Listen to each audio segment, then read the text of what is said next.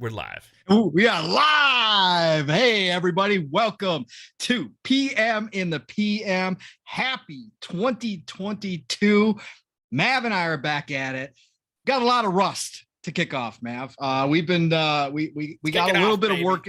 We got a little bit of work in on Boom Show. I know you were still doing streaming and stuff during vacation, so you're not really rusty, but I am rusty, as you can tell by the extent of my facial hair. I refuse to give up nah, not really. I hate it. It itches like a mother. But I am still in vacation mode. I refuse to give it up, but I'm getting there. So we are back. PM in the PM, January 6th, 2022. Thank you all for being here. We got a lot to talk about. We didn't think we were going to have a whole lot of news because we were kind of in that dead zone. And then all of a sudden, boom, here we are. So before we get started, kick it over to my partner in crime, the one, the only, the owner of the Fun Speculation Empire himself, Fun Speculation, aka Mav. How have you been, brother? We have been doing real life stuff. We've been on vacation. I haven't had a chance to talk to you other than Boom Show, really. And the night that you guys called me in bed, which was a little crazy. But other than that, what have you been up to, Mav? How you doing? How's 2022 treating you? And what you been playing, brother? And gotten yourself into? Man, it's been a while, Pong. I feel like you've been avoiding me for like a month. I don't know. I have. It's weird. I feel like there's this like tension between us, and it needs to get resolved. No, I'm just kidding. Hey, dude, that's sexual tension. Yeah. So, well, after I learned and during that phone call about your sleeping patterns and your sleeping attire as well. Yeah. You know, that was nice. I'm curious what your wife was thinking when you're laying next to her and she was sleeping. I couldn't. That's why I was trying not to wake her up. Yeah. But to be fair as well, you did not ask about my attire. It was your wife who asked what I was wearing, right? I think so. Okay. Maybe me too. I don't know. You told me that. I might have been lying. I don't know. But hey, dude, it's been a freaking crazy last few weeks. You know, lots of family stuff. Starting to wind down. Now get back in the work mode, get back into podcasting mode, which is strange. I got to be on Fonz's show the other day, so that was really cool. That was awesome. Yeah. I'm still listening to that episode. I gotta continue to catch up on that one. Yeah, sure. it was fun. That was awesome. That kind of kept in the works. We had an episode or two of Fun Pop, but other than that, like our regular schedule is just kind of like all over the place, you know. It's awesome to be back at it here. And hey, what a better show to kick off the year with you, Pong, and all of this news that we've got, man. But you did ask a question. What have I been playing? Yeah. So I took my Xbox and I put it in the other room where I have the big screen, right? Nice. Finally. For just like a few days because I wasn't like streaming and stuff. I got to move it back actually, but man, I've been playing Guardians of the Galaxy. I kind of had stopped, and you know, like I play the single player games, and I'll stop playing at some point to play something else, and I just never go back to it. Yeah. Halo and Battlefield have been taking so much of my time. Man, I got sucked in so big on that game. And the crazy thing about Guardians of the Galaxy, I have found out, is it only gets better the more you play it. Like it legitimately. A lot of people say that. The story gets so freaking good in this game. It's like I feel like I'm watching a great MCU movie, but like story wise, you could argue it's even better than a lot of the movies. And wow, it's just freaking awesome, man. So I'm pretty close, I think, to beating it now. I think so. So I can't wait to finish that. But man, I did make a tweet that after playing so much more of that game, I'm having like some reconsiderations about potential Game of the Year thoughts for 2021 now. Wow, that's pretty big, bro. That's pretty big. All right. I heard a lot of people say it though. So it's not out of line. So it's amazing. It's not crazy. Absolutely amazing. Yeah. Awesome. What about you, dude? I know I haven't been playing much, bro. I mean, I just haven't been online. I've been grabbing stuff kind of as I can. I mean, I've had my moments, but like, So the big one for me, everybody knows that I've been on a Skyrim kick, back into Skyrim anniversary. I've been doing that, but I'm a grazer, so I'm all over the place. I got Chorus. I'm working on Chorus still. Fantastic game. Again, I will shout that from the rooftops. Space shooter. If you are interested in space shooters, please go get that game. What they created over at Fish Labs is something really, really awesome, and I hope they get a chance at a second one because man, is it fantastic from a space shooter aspect. So Chorus has still been working on, but yeah, the big thing I did, I don't know what happened. I think it was probably a combination of just what I was looking for something different, but I had been playing Skyrim so much. Yeah. And I was still looking for that feel, right? And so I went through my catalog and I'm like, you know what? It's time to hop back into the Outer Worlds. And I was like, I hopped back in. I was probably somewhere in the neighborhood of 20 hours in, close to 20 hours in when I had stopped the last time. And I popped it back on, had no clue as to what I was doing. I could not remember the missions, could not remember the storyline. So I was like, screw it. You know what? We're just going to delete the entire save and I'm starting over from scratch. Yeah. So I actually started over on the Outer Worlds from scratch. And let me tell you something.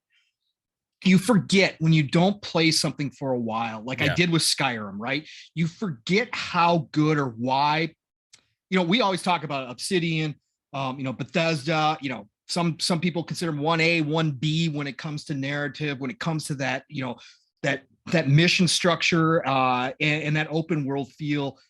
But when you go back and play something by some of the best writers and some of the best directors in the world when it comes to video games, you remember all those reasons why you praise them so much. And I'm doing that with Obsidian once more. And this has actually made me even more hyped for Avowed coming up here. So yeah, the Outer Worlds has grabbed me back again. So I've been playing that. I went back to Alpha Protocol, one of my guys over the Christmas holiday. I've been playing through that. I actually found a strat guide for $5, so I picked the strat guide again. Yeah, so that is back 60 frames now. Is it still play like it is 30, which I'm okay with. I don't have the problems that everybody does because I do go back regularly and play old games. So for me, it is what it is. I mean, I fired up my 360. It's loud as hell. Popped in Alpha Protocol, but again, to go back to the roots, to the beginnings of Obsidian, to see some of their first games. And of course,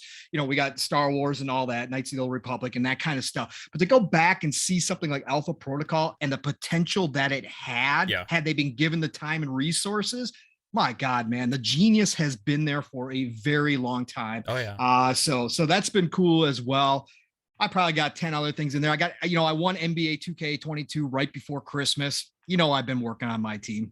Domination. Dude. I remember you won that sucker. That's awesome. I won that sucker 75th anniversary. I have not spent any money yet on my team. I'm doing it the right way this time. I'm slowly but surely building my team. I've already got one heck of a team though. But I have been working on that as well again. So that was my vacation. Of course, we had lots of family stuff. The wife's youngest was up here for Christmas from California, and we had to get him back to California again for the start of school. So that was a big ordeal. So yeah, just a lot of that stuff going on. But, Mav, as far as the gaming world goes, we had that big lull for the holidays, right? Where everybody goes on vacation. Everybody goes on vacation, right? They finished off the year. They take the last 2-3 weeks, sometimes a month off, and we kind of get this slowdown of news. But you know what? Leave it to Sony, leave it to Xbox to come out of 2022 roaring, leave it to, this industry to fire right back up on schedule almost the day after New Year's, right? The following couple days, all of a sudden we start getting bombs. Of course, today, for anybody who hasn't heard yet, just real quick, sad news is E3 is not going to be in person again this year. They are going all digital. So for anybody who was hoping to see E3 come back to normal, that is not happening at all. So that was the news today, but we got the PSVR2 news. We got the Ubisoft Plus news, and then we had something a little fun in between. Before I get into that, got a couple personal things I got to give a shout out here too, Mav. And then we'll get into our fun start to the show here. Yes, sir. Number one, everybody who's listening right now, anybody who listens into the future here, please continue to send your love, energy, and prayers for Spooky Sprocket. He needs them immensely right now. The situation has not changed, which is not very good. So I just checked with Trinity Warrior, his fiance, on Twitter, and everybody's just praying and hoping right now for something to change. So please, everybody, keep him in your thoughts. Really good member of this community, whether you've had interactions with Spooky or not. Mav and I can tell you he's a good dude. Okay, he's an awesome guy. So just please keep the prayers and energy going. Number two, I don't know if they are listening right now. I'm not going to say names because I didn't ask for permission to shout them out. But I just wanted to say a big thank you, first of all, to this entire community, because all of you are freaking amazing for coming out and supporting us in any way, shape, or form. Whether you just listen, whether you actually conversate in the chat, whatever the case is, whether you tweet us out, it doesn't matter. However you are part of this community rocks. But I had somebody come through last night randomly out of the freaking blue and DM me a code for Far Cry 6 because they heard on Boom Show I did not have that game because I had not picked it up. Anybody who's listened to me for a while knows I'm a budget gamer, so I kind of plan out what I'm going to do. And we were talking Ubisoft on Boom Show about the whole thing. And I just mentioned, because we were running through some of the games that Far Cry 6 I had not gotten to yet. Somebody just sent me the code out of the blue and said, thank you for doing awesome work on these shows and what you all do on these shows. So again, just want to shout them out. If they're listening now, listening later, you know who you are. Appreciate you so much. I already told you in the DMs, obviously, but man, I got Far Cry 6 now, which I didn't even say before, which I popped into last night. Real quick, Far Cry 6. Man, you're right, brother. It's up there. Again, I haven't played enough. I only played for like an hour or so, but it's up there already from the intro. Again, Ubisoft, for all their flaws, for all their problems, and we'll talk about some of that stuff, man, do they know how to design a game, how to design an opening, and how to set up a narrative. That opening to that game had me. I was like, wow. This is freaking fantastic. Did you step onto the beach and stuff yet? Did it open up? Yes. Okay. Yes. Just yes. I stepped scene, on. I stepped onto the beach, and it's just like, you know those moments, like those Halo moments. You step on the ring and stuff. Like Far Cry has it. Elder Scrolls. Bethesda does. Elder Scrolls. Yep. Yeah, those moments. Fallout. Yep. Those. Yep. That moment on that beach right there. You take that in. It's like, it's freaking gorgeous. You know what I mean? It is. Yeah. It is. It is. And like I said, that whole story had me. I can't wait to explore it more, but thank you to whoever, you know who you are, did that for me last night. Just absolutely, this community is so generous in everything they do. I love this place. And again, appreciate all of you for everything that you do. Of that too, I got a couple shout outs here real quick as well, because we have a new channel member, the very generous and always supportive and amazing podcaster extraordinaire, Crazy Louie, has become a speculator, a channel member for the channel. So again, to all the channel members, I got your name scrolling below. Happenstance right now, Crazy Louie is scrolling underneath me as we speak. Appreciate all of you guys for supporting the channel. And also Jean-Marc Louis with a $2 super chat. Very generous. Thank you so much, sir. Says a moment of silence for E3. Yes. It's sad. It's very sad. It is. It is sad.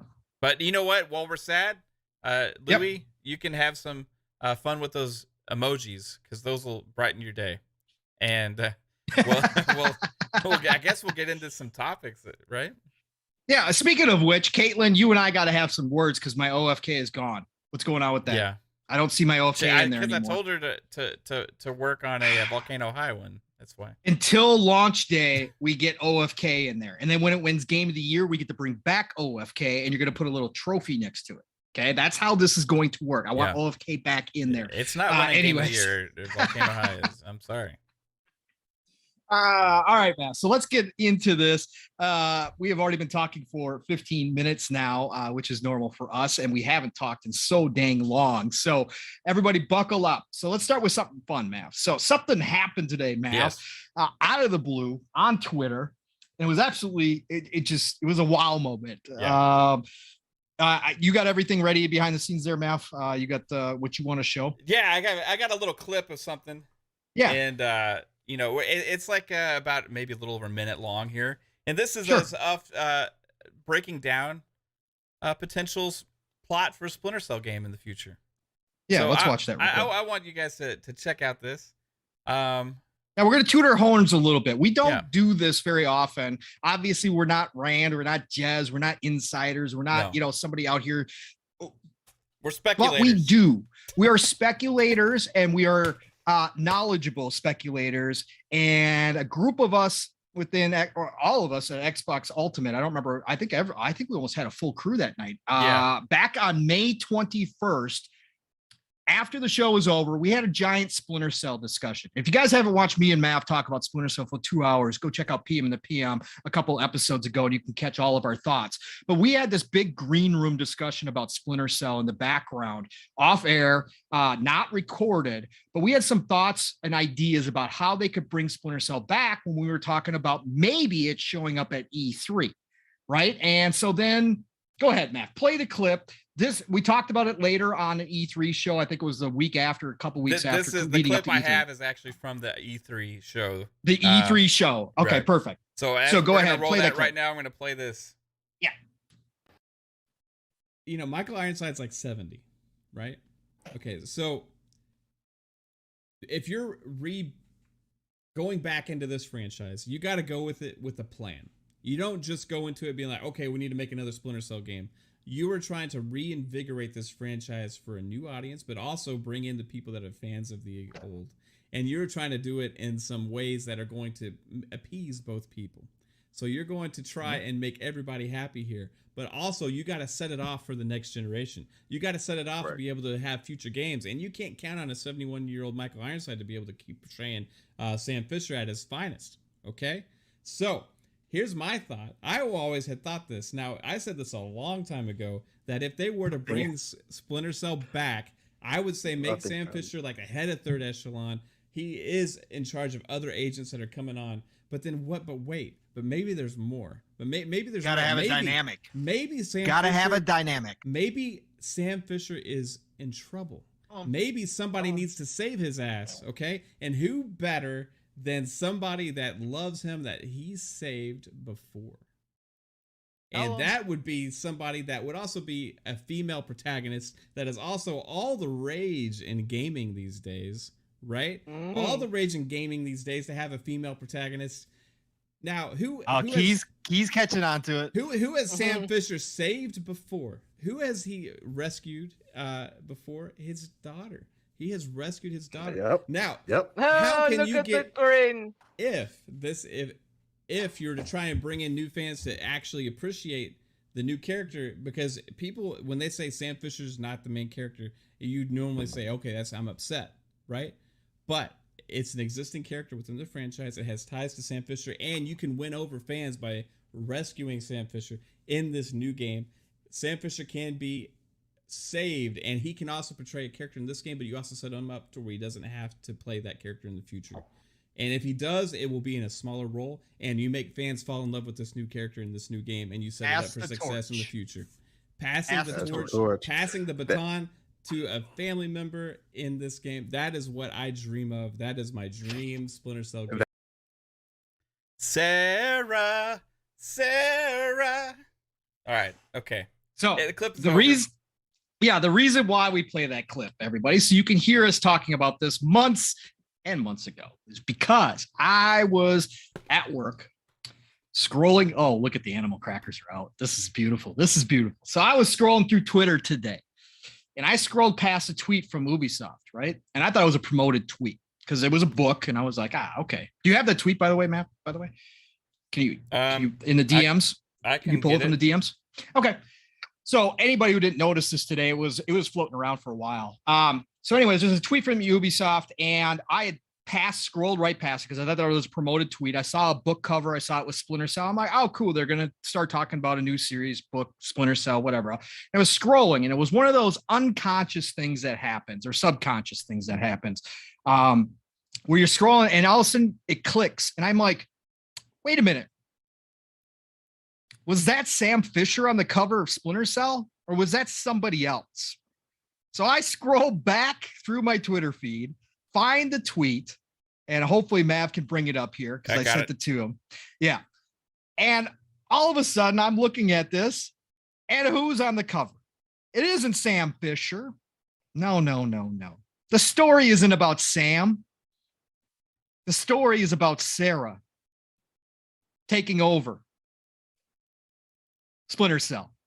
I was blown away. Yeah. So we're going to toot our horn a little bit here because we had talked about this months and months ago. And Mav and I kind of discussed it on our PM in the PM where we broke down Splinter Cell after they announced the remake and how they were going to bring this back and what they could do. Look, we know the remake's happening. And we know that obviously for this one, we are still going to get Sam Fisher. However, with this book coming out, which comes out March 1st, everybody, I'm actually thinking about picking it up and reading it because I'm really interested in what they're going to do now. There's a certain, can I read this one line real quick? Yeah, read the line. Yeah, go right ahead. It says, okay, Sarah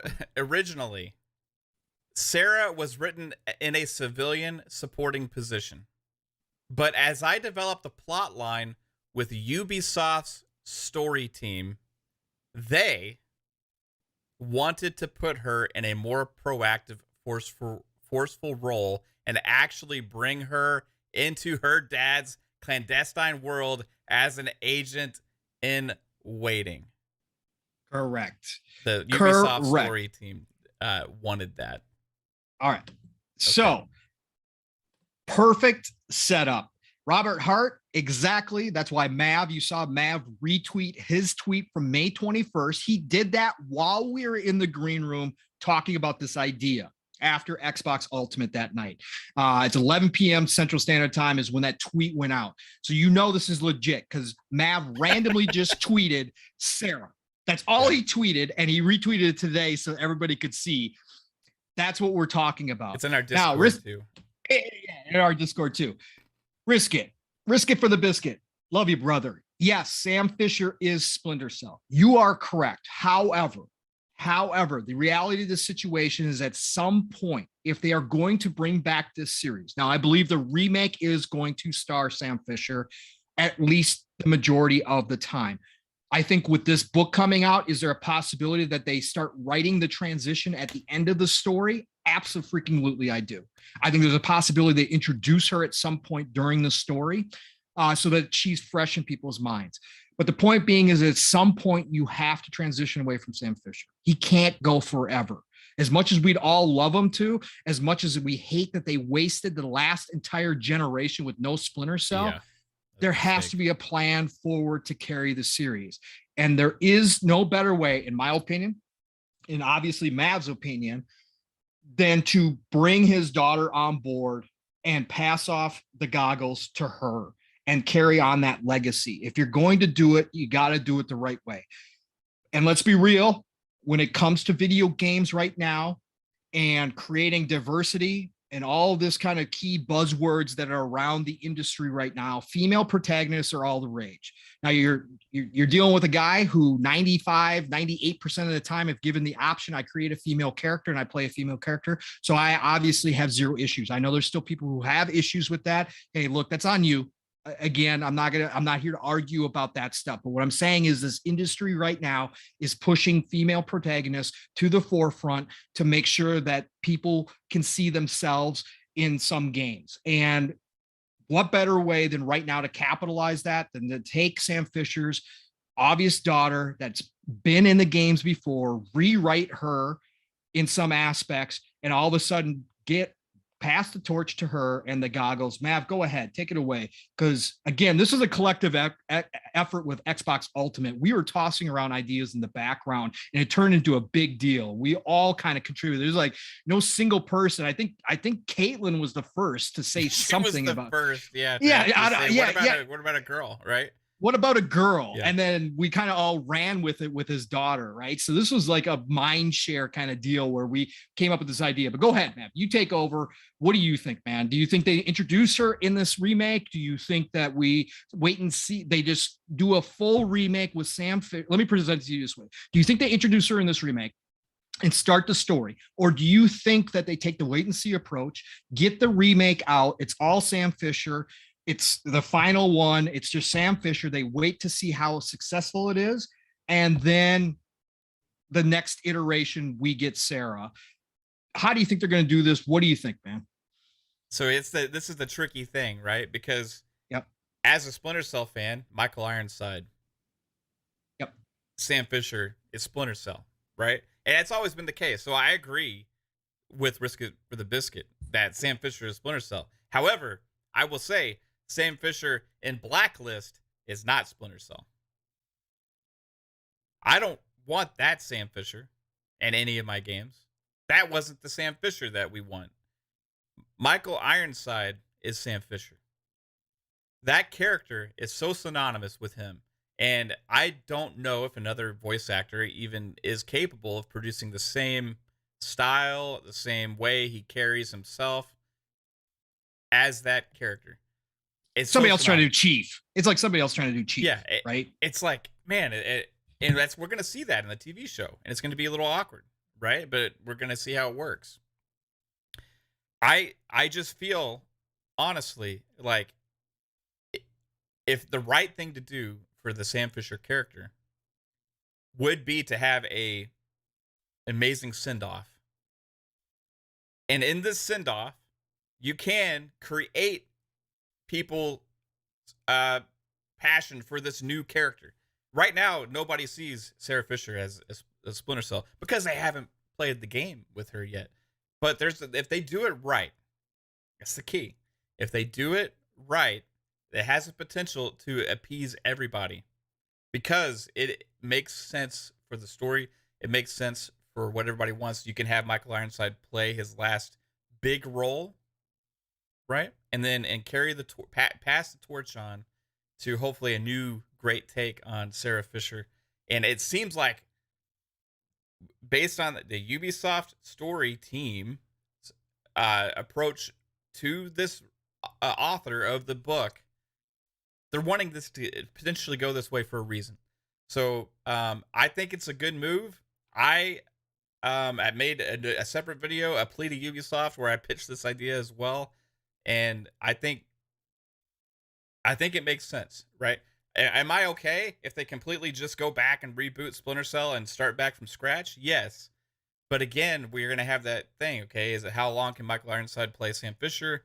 Is he going to continue to do that? If they don't, if he's not in the long-term plans, they need to find a different voice actor to reset the franchise, right? So he can go in multiple directions right now, as long as they treat it the right way, which I think they're going to, based on our conversation we had on the last show when we talked about Splinter Cell. I think we're going to be okay here. But personally, I wouldn't mind this. Maybe some co-op as well between Sam and Sarah would be pretty freaking awesome as well. Yeah, Mr. Joanna Dark brought up a great thing too. He said they could do some DLC to introduce her as well, kind of like Hive Busters, and make that kind of an after thing. She could be a side character in the first one. Yep. You know what I mean? She could be a side character too. Yep, correct. So there's a lot of different ways they can take this. I just thought it was really cool. It kind of blew us all out of the water. I sent it in the DMs right away, and I was like, "Are you kidding me? This is exactly what we were talking about." I think it's great. I think it's fantastic. I can't wait to see where they go it. So shout out to Ubisoft for listening to Xbox Ultimate, stealing our idea. You are welcome. That's fantastic. Any more $1 million ideas you want from us, please listen all the time. We don't ask for much. Put us in the credits. Xbox Ultimate. That's all you got to do. We'll be good with that. There we go. Hey, we got another channel member as well. Brian Hopkins. Thank you for joining the Mr. Hopkins. Good to see you. Appreciate your support. Hey, while we're shouting out people here, let's run down who's here. Look at this. We got over 40 people already in here for coming back out of vacation. You guys are insane. Thank you for all being here. Look, we'll start off. We got Crazy Louie, Mr. Joanna Dark, Retro Nerd, Jasper Gaming, of course. We got who else we got in here? We've got Tony Grasso. Always good to see you, brother, for sure. We've got Monsta dropping on in. Who else? What just happened is in here. Toolman 55. Good to see you, sir.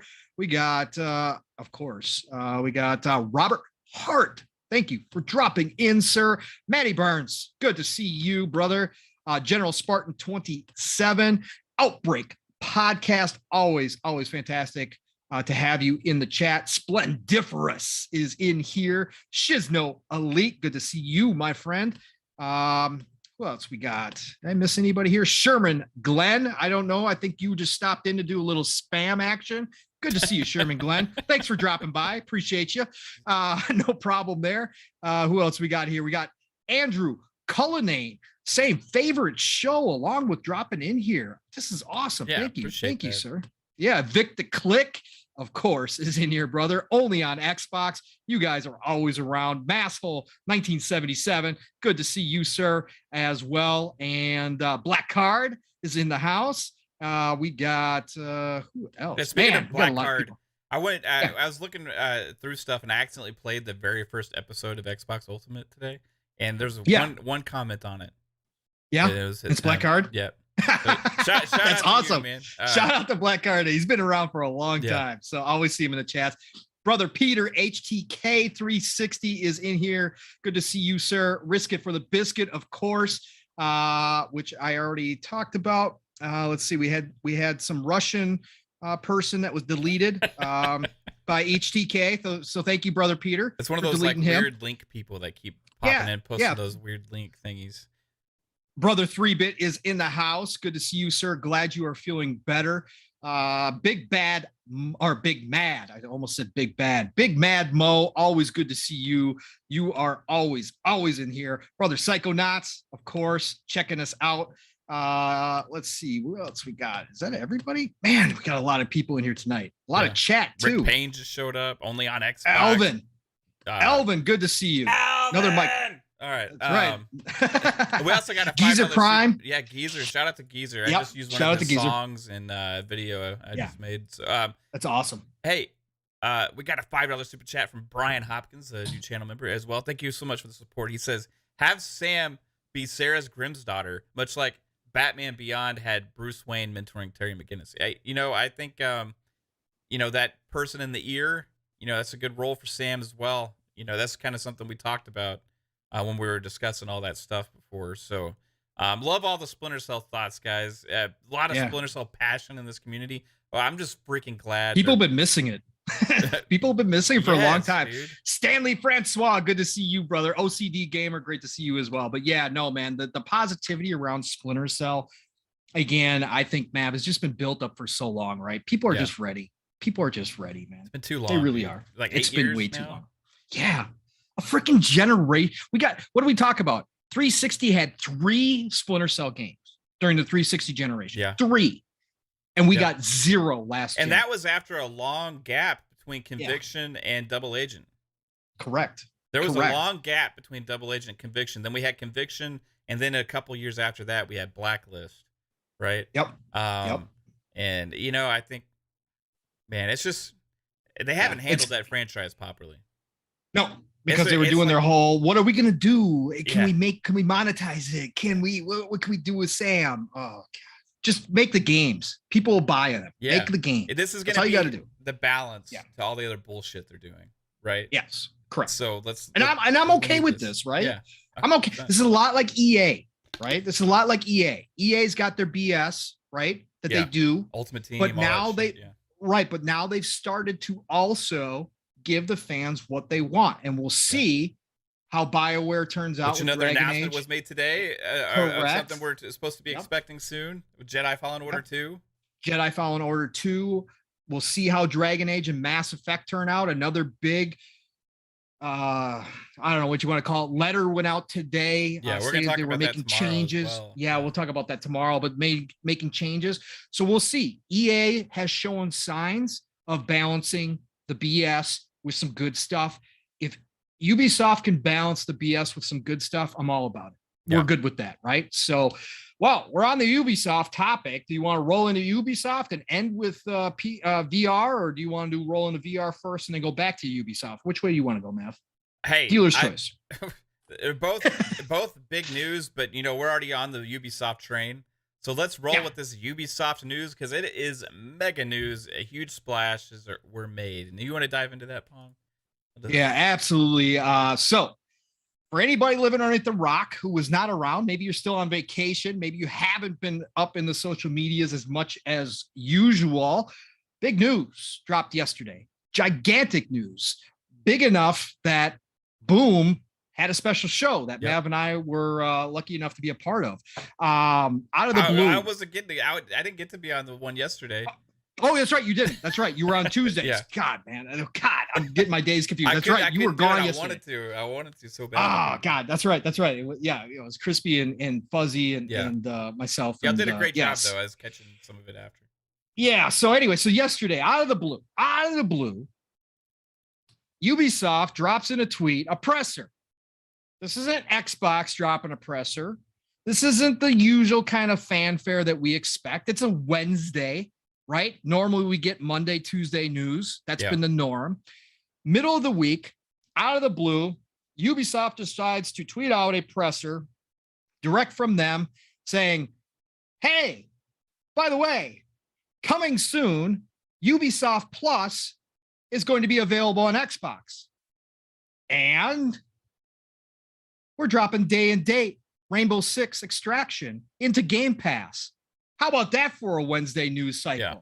So of course, give a little background here. When the tweet went out, a lot of people ran with the Ubisoft Plus coming into Game Pass, which has been rumored for a very long time. Smoke has been everywhere. We talked about it many times last year that this had been out there, that there was conversations happening and that Ubisoft Plus was going to come into Game Pass. So, of course, everybody didn't read the details. Devil's always in the details. Everybody just kind of skipped over the part where it said coming to Xbox. It didn't say coming to Xbox Game Pass, but because they had the Extraction news in the same tweet, people just crunched them together and said, oh my God, Ubisoft Plus is coming to Game Pass. Holy cow, this is crazy. That's not what's happening right now, right? That's at this moment in time. We don't have the full details, but I'll let you take it first, Matt. So when this news dropped yesterday, since I talked about it on Boom Show, you did not have a chance. Yeah. Thank you for clarifying that. What do you think, brother? What do you think? I watched your little video that you made. Give us your thoughts, man. Ubisoft Plus is going to be available on Xbox as a separate service, much like EA Play originally was when it was first announced. Right. So it's going to be a separate service. But then we are also getting Rainbow Six Extraction day and date. So cover it. What do you got for me here? Yeah, first we'll talk about Ubisoft Plus. Yep. Okay. So Ubisoft Plus, I found two things interesting. Okay. The first is they didn't announce any details on pricing or when to expect it, right? So that is key. Gives me information right there. Like that's okay. You look at that and figure, and you got to think about why did they say just leave it at future, right? No more details. Also, I found it interesting that they promoted this so heavily, right? With Xbox, it was a co-thing. They tweeted it on multiple fronts from themselves as well as Xbox did, okay, as a effort between the two, okay. So looking at all of this information that we have, okay, which is none. Which is none. True. Very true. We have to read between the lines here. We have to look at it and try and say, okay, we have an announcement that Ubisoft Plus is coming to Xbox, and it's not part of Game Pass. That's all we know. Okay, so Ubisoft Plus as a service brings day one games from Ubisoft, right? All their whole lineup. It gives you all the lineup of the vault. It gives you all the games that come out day one. Now, it seems awesome. Yes. But there's only like 5, 6, 7 games a year probably, right? Kind of like EA. There's a certain amount of games. It's one publisher. You know what I mean? For these big AAA projects and stuff, there's not a whole lot there except for a certain amount of stuff. So, but their asking price is $14.99 right now, a month for that. And okay, if you're a huge Ubisoft fan and you plan on buying all those Ubisoft games, the math works out. Okay. But when I look at this and I look at it and I think about this, going into Xbox, you have a $14.99 subscription for service called Game Pass Ultimate, where you get a lot of stuff. You get the EA Play stuff. You get Game Pass for PC, which has its own games that aren't also on console. You also have Game Pass for Xbox, which has all of that stuff. You get the Xbox Live Gold rolled in there. You get cloud streaming, all of this stuff, all of these things. You get Rainbow Six Extraction and other third-party games day one in that service for $14.99. Then you look at the Did you say all the DLC too? All the well, you get all because the ultimate great. editions are 110, 120 bucks now. So right. That's a lot. Yeah. I want not all the DLCs in the Game Pass Ultimate, but there is. Oh no, I apologize. I heard the entail part. I thought you were talking about Ubisoft Plus. No, my fault. Yeah, but yeah, my we'll fault. move on to that. So for Ubisoft, okay, you get those 6-7 games and all the DLC, right? But still, if you look at the value, $14.99 a month for that, and $14.99 a month for this, and you go and expect gamers that are looking in this Xbox ecosystem to say, I'm going to spend $14.99 for this, and I'm getting all this stuff, and then over here I get $14.99 for this. You know, hey, it doesn't really like the scales are kind of heavily tipped right there, right? So therefore, there's one solution to this. There's one solution to this in my mind, something that will benefit Ubisoft and will benefit Xbox. Ubisoft Plus is still a standalone service, but that doesn't mean you can't give them a discount. It doesn't mean you can't give people a deal. It doesn't mean you can't give people perks. It doesn't mean you can't include benefits for both, right? That's the only way I think you're going to get a lot of these Game Pass Ultimate subscribers to be buying into Ubisoft Plus, which is, I think, is something they want. Now, Xbox can also work on revenue sharing, all that kind of stuff between that. I think that has to be part of the deal, but they can't incorporate a $14.99 deal into a $14.99 deal. We've talked about this before as well. Like the value just doesn't work out there, right? So you can't incorporate into Ultimate. So until Xbox in the future is ready to have another tier, which I think they will have at some point, but I think it's going to be something even more than Ubisoft Plus. There's going to be some other stuff in there as well, and who knows what the asking price could end up being for this thing. But in the future, they're still making acquisitions. It may not even involve gaming. It could involve other forms of entertainment in the future. Who knows exactly where they're going with this, but in the future, you can bet there will be another tier, and they will, at that time, envelop Ubisoft Plus into Game Pass, whatever they call it, at that time. They may not even call it Game Pass. It may, whatever tier this is, may just include Game Pass Ultimate. It could be called something else. We don't know. They're going to have to work on all this stuff, which is also part of the reason why we don't have any pricing or date announcement, because they're still working out this stuff. They're still working out how they're going to roll in the discounts, how they're going to roll in the perks, all this stuff, and coordinate it and a launch date to be available in the Xbox storefront. That's what my thinking is to this. I don't know. Are you on the same page with this, Pong? Okay, so if you're gonna bring me in now, yeah, I'm on the same page as you. I've got some bigger thoughts a little bit now that I've had time to kind of think about it after Boom Show, got some of my initial really reactionary talk out. This is a bigger deal than I think is what we're seeing front facing. Okay, this is a start of something. Let me put it to you this way, because again, we're going to be peering into the crystal ball. We're down in speculation town here a little bit with everything that's been happening, but we've talked about it on this show. We've talked about it on all our other shows too, Mav, as well.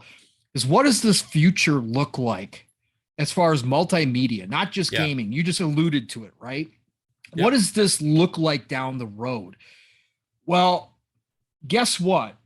Just like we see Netflix, Amazon fighting over content, who's got what content? We get the news today about the potential possibility. Again, it's kind of conjecture at this point, kind of reading the tea leaves like we do here. But people put that out there today that we should not expect Square Enix games to come to Xbox anymore.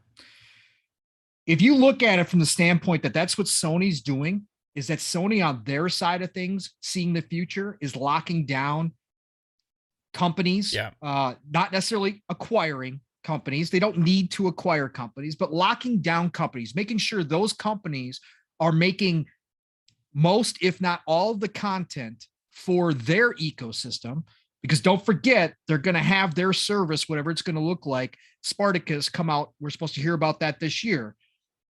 They're already starting to lock up some content, right? Because they know they can't equal what Xbox has got going on first party wise, right? So they're going to lock down what they can. So if you look at that future, and obviously Microsoft and Xbox are paying people lots and lots of money to look into the future and find out where things are going. And we can see this in the moves that they're making. I think this is the first step into locking down much of Ubisoft's future content to their ecosystem. Yep. Whether it's time-based, whether it is actually getting exclusives, whatever the case may be, I think this is the start.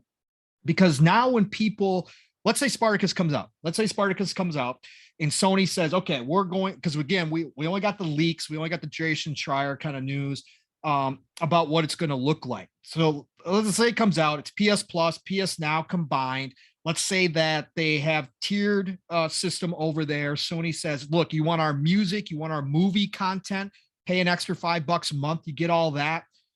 But they can also say, by the way, Square Enix titles, all the new Final Fantasies, whatever they're bringing out, Dragon Quest, whatever it is going to drop in our service first. Right. So now they're adding layers of that value that we talk about when it comes to competing services and what people look for when trying to decide if they're going to jump in.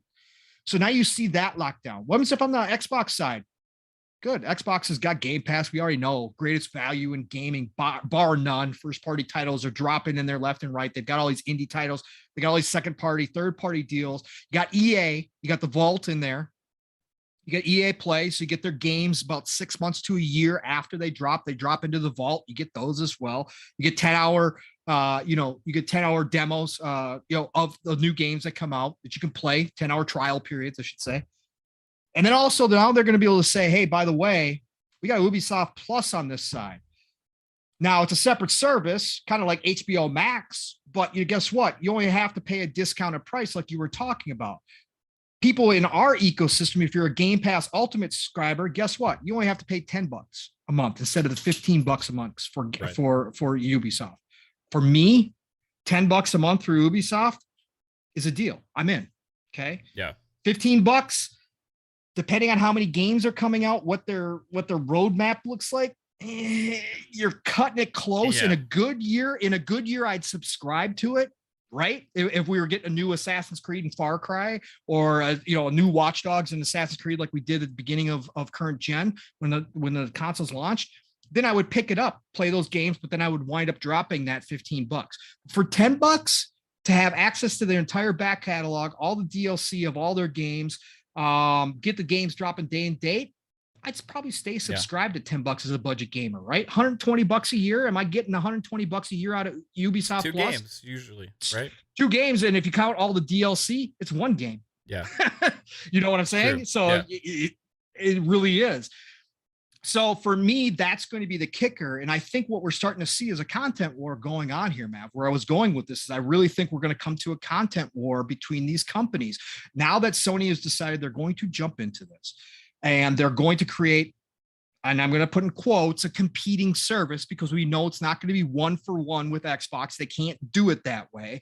However, they're still going to have to create value in that service in order to keep people subscribed. That's how subscription services work. You have to otherwise keep people you're gonna engaged. do what I'm probably gonna do. If it's $15 a month, I'm gonna subscribe for 2 months. When the big game drops, and I'm gonna drop it. Drop out, right? Yep. Exactly. So you got to make it enticing enough where people stick to it. Ubisoft wants that. Look, this is a win-win for both sides when you do something like this. Xbox gives them access to approximately, we'll just throw out a number, 25 to 30 million people right now. Yeah. Okay. They know it's growing, right? So by the end of the year, they haven't announced it yet. They haven't given us a date. Best guess is around E3. Have the service go live at E3 would be a big deal. It'd be a great stage thing to do. But to they know by the end of this year, with the lineup that Xbox has, that the potential is there for 40 million plus by the end of the year, right? 40 million plus easy by the end of the year. Okay. You instantly get access to all those people and be able to offer your service to them. And with Ubisoft's presence, and now again, I know there's a lot of people out there who are tired of Ubisoft games, tired of open world, tired of what Ubisoft is pushing out lately, all that stuff. Again, that's a different debate. What I'm saying is overall, Ubisoft games still sell extremely well. Extremely well. Most of them. Not all of them, but most of them do. You're going to have access to 30, 40 million people right away that have the potential to subscribe to your service along with Xbox in the same ecosystem. That's a huge win for them. That's a lot of free advertising out the gates that they don't have to push. They've been pushing this on PC. I don't know the numbers. I don't think anybody knows what the numbers look like right now, but it's a win-win for both sides. Xbox gets to say, hey, jump in our ecosystem. You're a Game Pass Ultimate subscriber already? Cool. Awesome. Guess what? Why don't you add on a Ubisoft for $10? You get all this too. To me, that's still value. To a lot of people, that's still going to be value, right? Right. So I think this is the beginning of the content wars where we start seeing over the next year, this year, next year, and probably year 3, you're going to see a lot of content being locked down, okay, between these companies, making sure that they have something that the other one does not, which creates value for your service. And I think that we're going to see a lot of that. Now, Xbox can do that in more ways. You know, buying ZeniMax was a huge part of that. Obviously, we're going to see some more acquisitions. Sony locked down a bunch of smaller studios. I expect them to make at least 1 or 2 more purchases this year, maybe some bigger ones. But at the same time, outside of that second and third party content, we saw Sony do this nonstop. Sony's been doing this forever. And I know Phil hates it, but he also understands business and he understands what it takes to keep a subscription service going. And that's content. Now they've got tons of first party, but they also like that third party stuff as well. And so I think they're going to start seeing these deals like this. Ubisoft Plus is a big, big part of that. I think at the end of the day, this makes your ecosystem more valuable, even if as a separate service. And then, like you said, Mav, down the line, when Xbox is ready to make that leap and start offering a tiered service, then you can roll that on in and say, this is what you get for $25 a month. This is what you get for $20 a month. This is what you get for $15 a month. However, they're going to break it up, right? And if it is more, if they do what we really think they're going to do and jump into other mediums and gobble up IP elsewhere, movies, TV, and otherwise, and all of a sudden now they have multimedia content to offer, well, then you offer that tier as well for $30 a month, right? Or even value, more. value, or even more. I could see. You got to think about, for me, it's like when I look at paying for a subscription service, and I was putting this in the chat a little bit ago, it's about how does it save me money, right?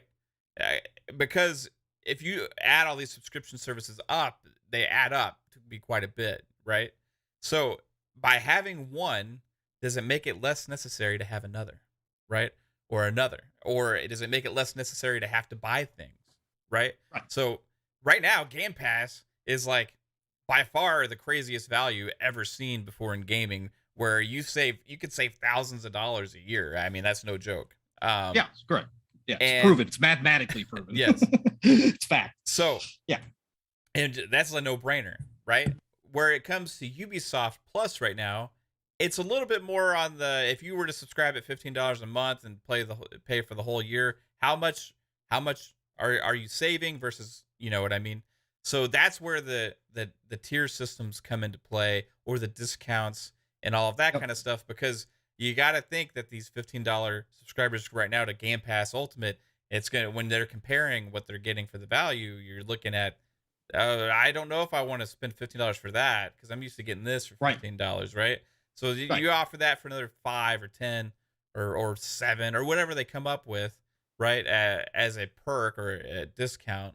And then maybe you also give some benefits from Game Pass as well, like xCloud. Those kind of things within those games. It would make a lot of sense. And then you got to look at it from Ubisoft's perspective, right?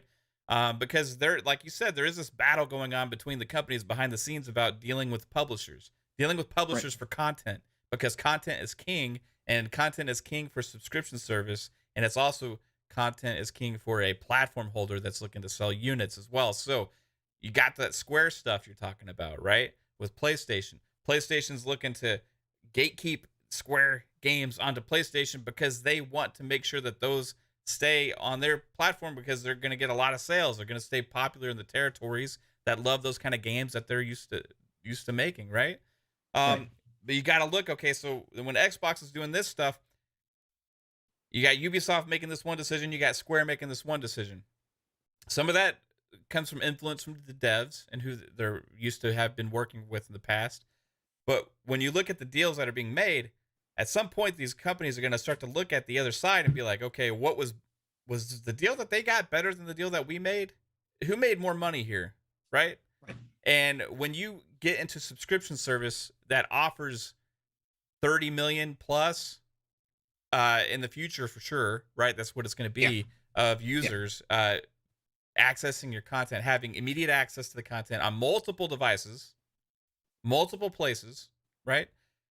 You're opening lots of channels of revenue, monetization, all your microtransactions, all that stuff that they like to do, okay? And Ubisoft is infamous for that stuff, right? That's where the model diverges from a Netflix situation, is because you don't have all that extra stuff. People forget about that. You can't The buy DLC, movies off all that Netflix. stuff, right. You can't buy episodes off Netflix. People can buy games, people can buy DLC, people can buy monetization. If Ubisoft is going to do that balance we were talking about, Mav, where they're going to have the BS and games as a service, monetize games, as well as have your single player, kind of older style model games as well, and you're going to try to balance that out.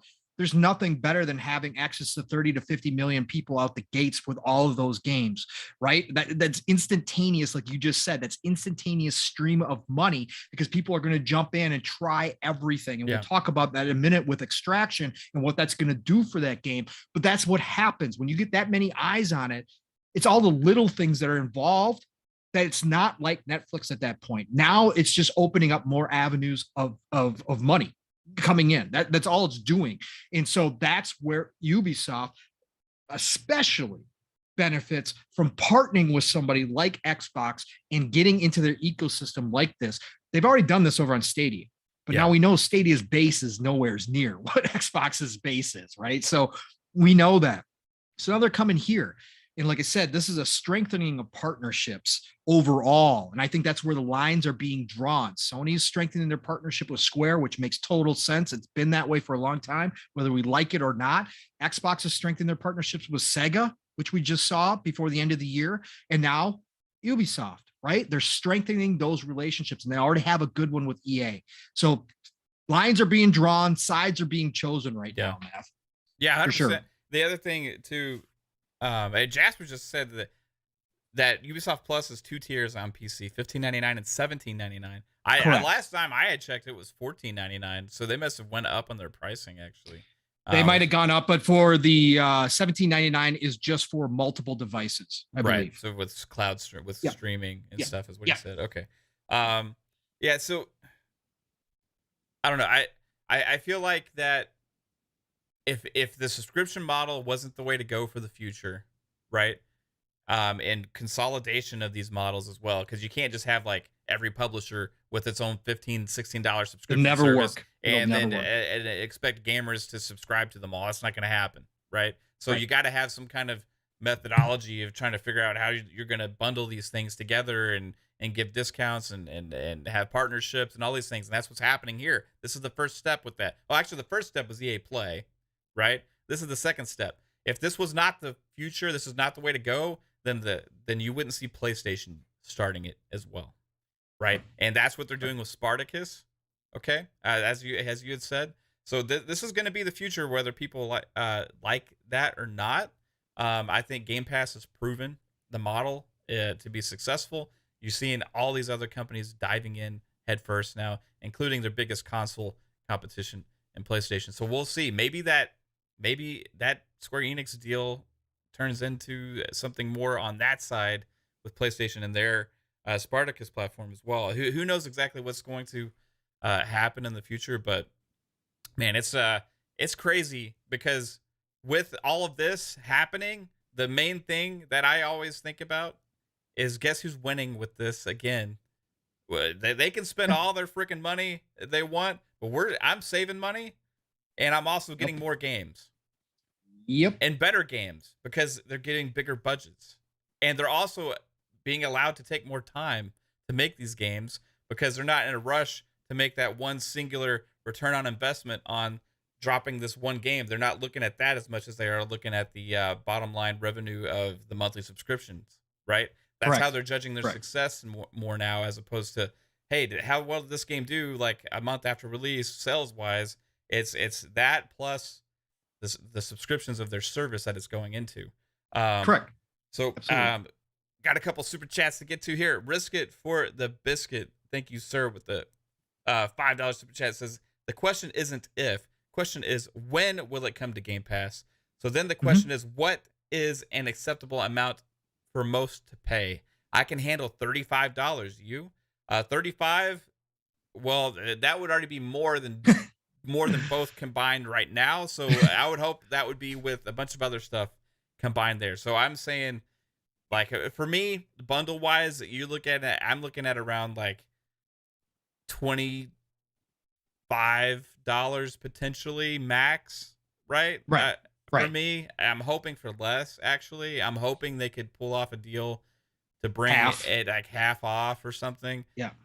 Because it's a big ask. I don't want to pay $30 plus a month right now for subscriptions if the second half is only giving me Ubisoft games.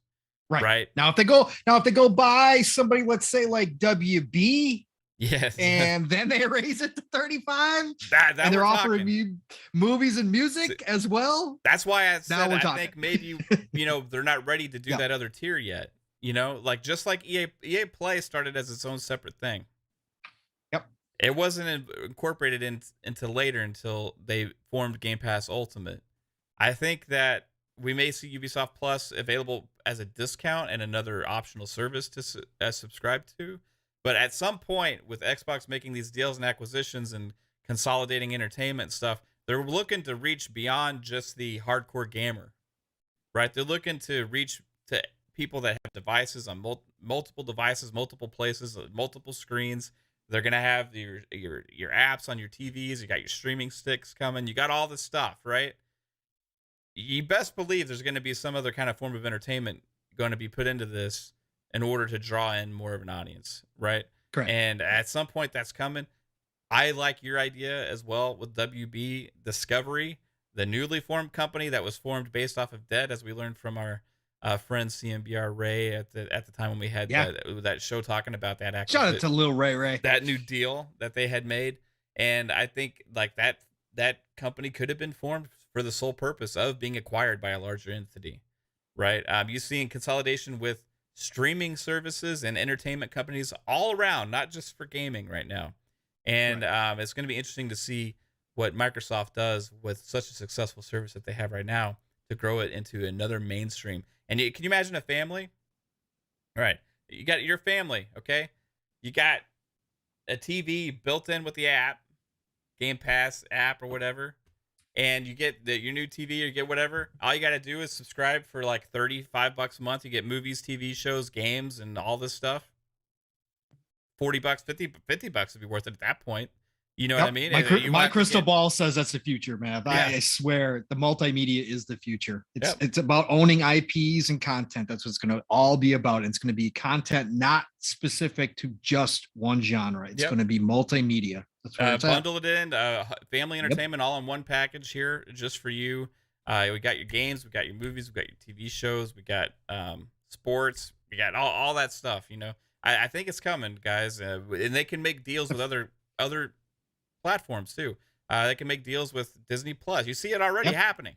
At Disney Plus, free for 3 months. Like these partnerships can grow into more, and I think it's going to be interesting to see who all these companies deal with and how they work it all out.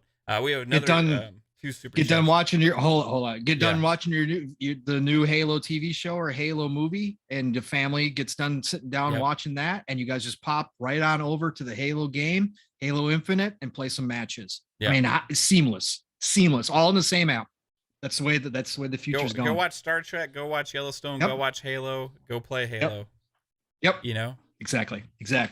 Yeah, dude, 100%. Hey, Geezer Prime with a very generous $10 super chat. Thank you, Geezer. You're absolutely awesome. He says, "Can't stay for live. Doing great work, guys. Game Pass keeps getting better. Cheers to gaming in 2022. Another epic year." And also risk it for the biscuit with another $2 super chat. He says, "And did you see WB talking to Game Pass on Twitter today?" Yeah, there've been some interesting tweets going on, with little controllers and music notes and stuff. We'll see. It's fun. It's fun. It's their social media departments. That's what they're there for. But underlying all of that, again, I saw some people upset because people run with it and say, "Oh my God." I even retweeted it out just for fun because it's fun. It is fun. Yeah. Again, we've been speculating on for this a long time. I know some people get upset with the speculation all the time or whatever else, but look, their social media teams, they both know. They're here in the community. They both know when they tweet something, what it's going to do. And a lot of it is just for fun between the social media teams. They do it all the dang time. But underlying all that, right, is the developing relationships that Xbox, Sony, all these companies are starting to create with these publishers and these developers. They're strengthening ties. And Mav and I aren't even going to get into it tonight. There was smaller news dropping early in vacation time about some more hires that Xbox has made from Nether Realms. Look, the connections between WB and Xbox are already well established from the top. Matt Booty, number one. Those connections are growing stronger and stronger. No matter what it means at the end of the day, the simple fact is that they have a great relationship with those WB teams, flat out. They have a personal relationship with those WB teams. So you're going to see that kind of stuff, but it was fun. It was awesome that they did it. Because again, they know what they're going to stir up when they do it. Yeah, they do. It's like, it's absolutely fun to retweet this. Hey, we also have a $5 super chat. Super chat? What's a super chat? A super chat from Super Dron Tramp. TJ. Appreciate you, sir. Says, "Hi guys. I hope you're having a great night." Hope you're having a great night too, TJ. 100%. Hey, let's talk about this question real quick here. HDKA posed a question in the chat too. How do you see Ubisoft and their free-to-play ambitions will be married to warrant Ubisoft Plus? So obviously he's talking about the stuff that we do see coming down the pipeline from Ubisoft. They're going to have some games that are free to play. I'll answer this one. I'll let you answer too, Matt. But I think we're kind of on the same mindset. Kind of what we were talking about, Brother Peter, was that I think Ubisoft is going for this balancing act. So yes, they are going to have some free to play games that don't warrant that Ubisoft Plus subscription. However, within that subscription for those free to play games, they will be able to offer some bonuses, whether that be skins or, whatever the case may be, cosmetics. If you're a Ubisoft Plus member, you're going to get those here and there for those free to play games. But I think Ubisoft right now, what we're seeing with the announcement of the remake of Splinter Cell and that kind of stuff, and Extraction is still going to be it's not a full price game now. I think it's $40, right, Matt? $39.99. Yeah. I think Extraction. And we're talking about that here in a minute. But I think that you're going to see more of a balance, but they can still offer bonuses for those free-to-play games to Plus members. Are you on the same page with me here, Matt? Yeah, 100%. I think their library has got to grow. Yeah. And that's going to be part of this, and it's going to incorporate all of that. I think their free-to-play stuff they're doing is going to help fund some of these other things, and it's going to appease both people that are fans of both. They can use the single player games to draw in new gamers and people that are really passionate about these games and drive, because you can't have just the crap and all be crap, and you lose the substance, right? When they were on this run of announcing like X-Defiant and Heartland, and we got the Assassin's Creed Infinity and all of these things in a row, it's kind of like, I've made videos like, it's like, hey, what's going on, Ubisoft? Like, this is all you're announcing. And the question was finally answered with that Splinter Cell announcement. Are they going to have that balance, right? Are they going to have that balance? Now, they need more than just one game for balance, right? Because there are rumors also that Far Cry is going to be shifting to this model in the future as well. which To the success of Far Cry 6, I hope not. I agree, hope man. not. That's why I've been I hope not. talking so much before that game came out about like how the negativity can, deter people from playing something. It's important that if something's good, just stand by it. You know what I mean? It doesn't need to be something that's not. I think that they see the value in both right now. Otherwise, the Splinter Cell announcement would not have finally been made. Yes. They have so many IP as well that they can do stuff with, and I think we're going to see the whole platform grow, and that's what they got to do, man. If they want to have a subscription service that's successful, they have to get the content. Otherwise, it's not going to be worth it, right? So I do see his question, and it is a very valid question. It's very valid. If they went ever to like a completely free to play like model, and that's all they were making, then then you're right, brother Peter. There would be no reason for the the Uplay Plus. It would be dumb. It would just be ridiculous. Yeah, and I'd argue right now there's not very much reason currently as we sit. And let me throw this out there too, man, before I forget, because I forgot to bring it up when I was talking about this.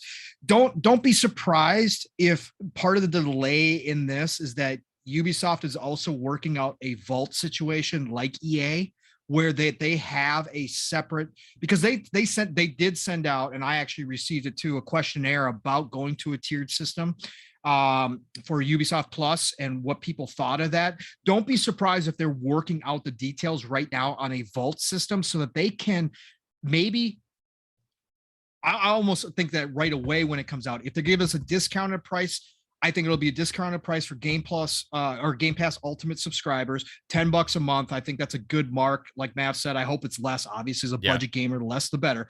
But $10 would be a good mark, I think. But don't be surprised if they just, like EA, create a vault system where Xbox also gets the benefit of saying, hey, if you are a Game Plus, if you're a Game Pass Ultimate subscriber, you're also going to have access to the vault, and you don't have to pay anything extra. Just their older game catalog, right? They're older games, year plus older games, and no DLC. They won't. It's just like EA, no DLC, but you get access to all the base games, their older games, right out the gates. I think that would be beneficial as well. So that might be something they come up with. So, yep. We have another $5 super chat from Risk It for the Biscuit. Thank you, sir. It says, great show. I gotta go, but it was my first time here. You guys kill it. I'll definitely be seeing you guys around the traps. Have a great night, guys, and chat. Hey, appreciate Risk It. Appreciate you so much. The others, we didn't even get a chance to talk about this too much. Also about Rainbow Six Extraction. Even if this whole Ubisoft Plus thing was not a thing. Right. This would still be huge news.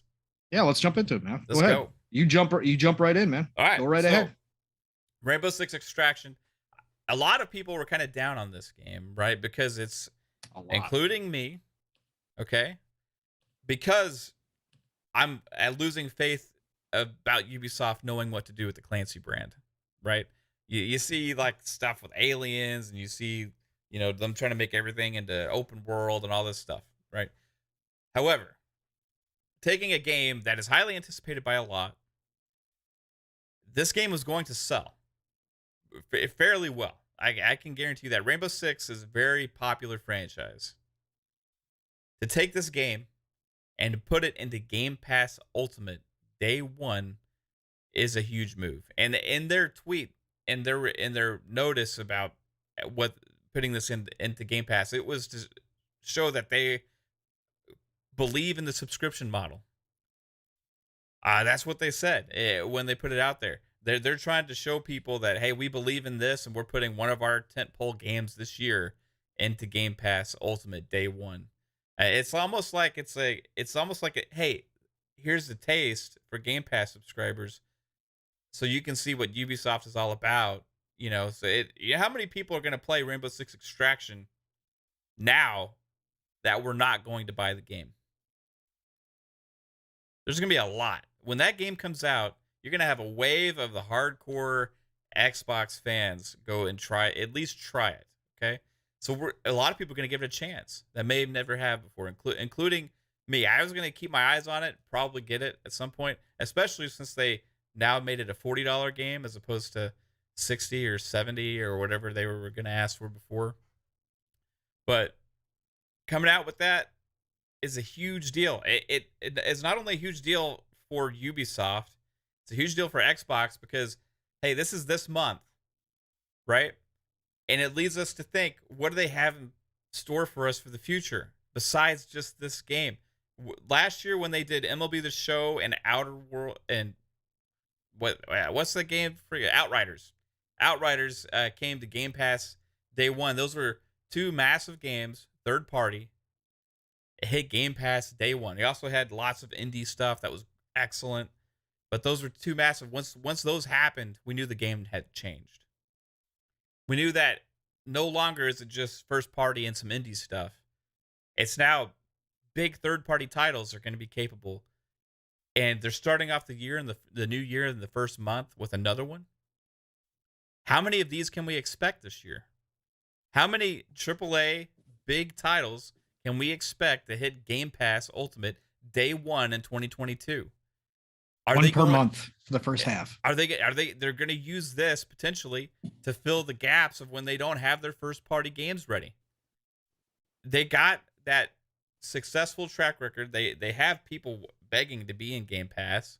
They can go to these publishers and say, hey, what's a game that you're willing to put in our platform of your releases? They can plan all this stuff out. You best believe they already have over the last year and a half or so been working on this kind of stuff. This stuff isn't last minute. Sometimes it can be, I would think, but they've got to have some kind of idea of what is in store, and I think we're going to have some crazy announcements over the next 6 months or so, like you said, about what's coming to Game Pass. I think it's going to surprise a lot of people. Who knows, man? The interesting thing was this game was delayed into this year, right? There was another game that was delayed in Dying Light. It's coming out in February. Potential? I don't know. Possibly. I wouldn't write it off right now. Beyond that, who knows, man? But I think we could be in store for some huge surprises. If something like this is happening, now we have Square, we have Sony / MLB. And we have Ubisoft dropping massive third-party games into Game Pass day one. So who's next?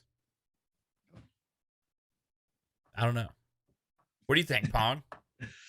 It's pedal to the metal from here on out. I said this on Boom Show. It's pedal to the metal for Xbox. This was something we saw coming, Mav.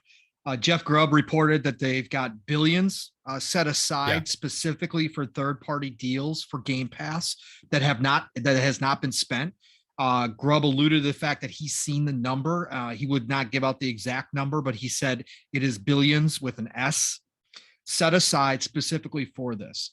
Next year, 2023, we know is the first year on paper. Again, anything can happen, but on paper, 2023 is the first year where Microsoft could hit that cadence that they want, that Phil's talked about, one big AAA first-party game per quarter, right?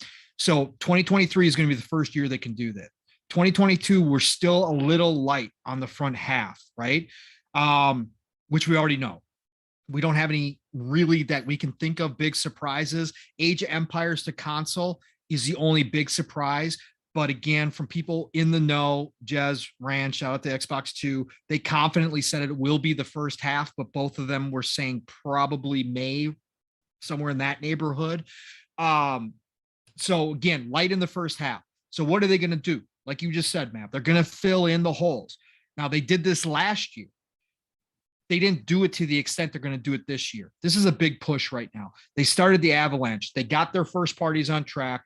We got, Microsoft Flight Sim. We got Psychonauts 2, even though it was, again, it was multi-plat, but it doesn't matter at the end of the day. It's still a first-party title. We got Psychonauts 2, then we got Forza, then we got Halo, right? So they ended last year the way that they have eventually envisioned the entire year going for their first party. This year, they're coming in with this huge momentum, especially after Forza and Halo dropping into wide acclaim, right? Their first party studios knocked it out of the park. They did what they had to do, came with two of their biggest titles and knocked them out of the park. So they're coming in with all this momentum. They're not going to let up. Yeah. This is now Xbox's time. Like I said on Boom Show, this is not the old Xbox. This is the new Xbox. Okay, this is nonstop from here on out. They don't care what their competition is doing. They are going to continue to press the narrative of Game Pass being the greatest value in gaming, because that right there is what sold a ton of those Xbox Series S's during the holidays, that they went out of their way to make sure we're in the stores, right? We've seen some of the numbers. Again, they're always going to be guesstimates because, Microsoft and Xbox, they don't release sales numbers.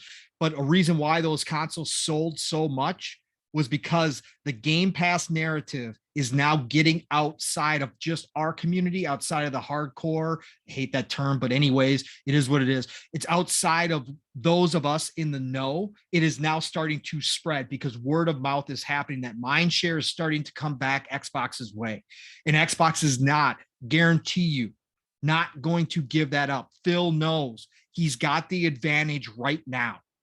Until Spartacus comes out, until Sony gets figured out what they want to do, they've got the advantage. So they're going to continue to press the advantage. So those billions are going to be spent this year, because next year, with a couple more acquisitions, a couple more things happen, they won't have to worry and rely on third parties so much anymore. There'll still be deals. Don't get me wrong. There's still going to be deals. They're going to cut deals. There's going to be people wanting to get their game into Game Pass. So they're going to still cut deals, but this is nonstop. Extraction is the first domino this year, early out the gates. Impressive. Again, on a couple different levels. Number one, Ubisoft is a wounded dog right now. We just talked about some of it. They still have a lot of legality stuff going on. They have a lot of the same heinous type accusations in the background that Activision has. We just don't hear about it anymore, so it's not in our face. But they have a lot of internal stuff still going on. To this day, we know that things are still happening inside Ubisoft that aren't great.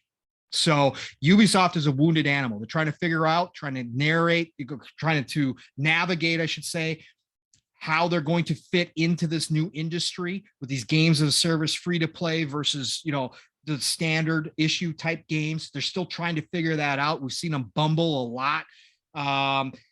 Extraction was one of those crisis.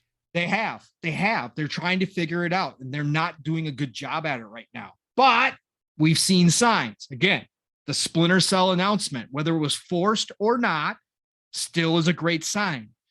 And if it comes out right, guess what? It's fantastic. It's what they're saying right now is all the right things. Yeah, so all the right things, right? So, and then you had Extraction. And Extraction kind of fell in between the announcement of Splinter, not in terms of timeline, but kind of fell in between the announcement of what's the other free-to-play game, Mav?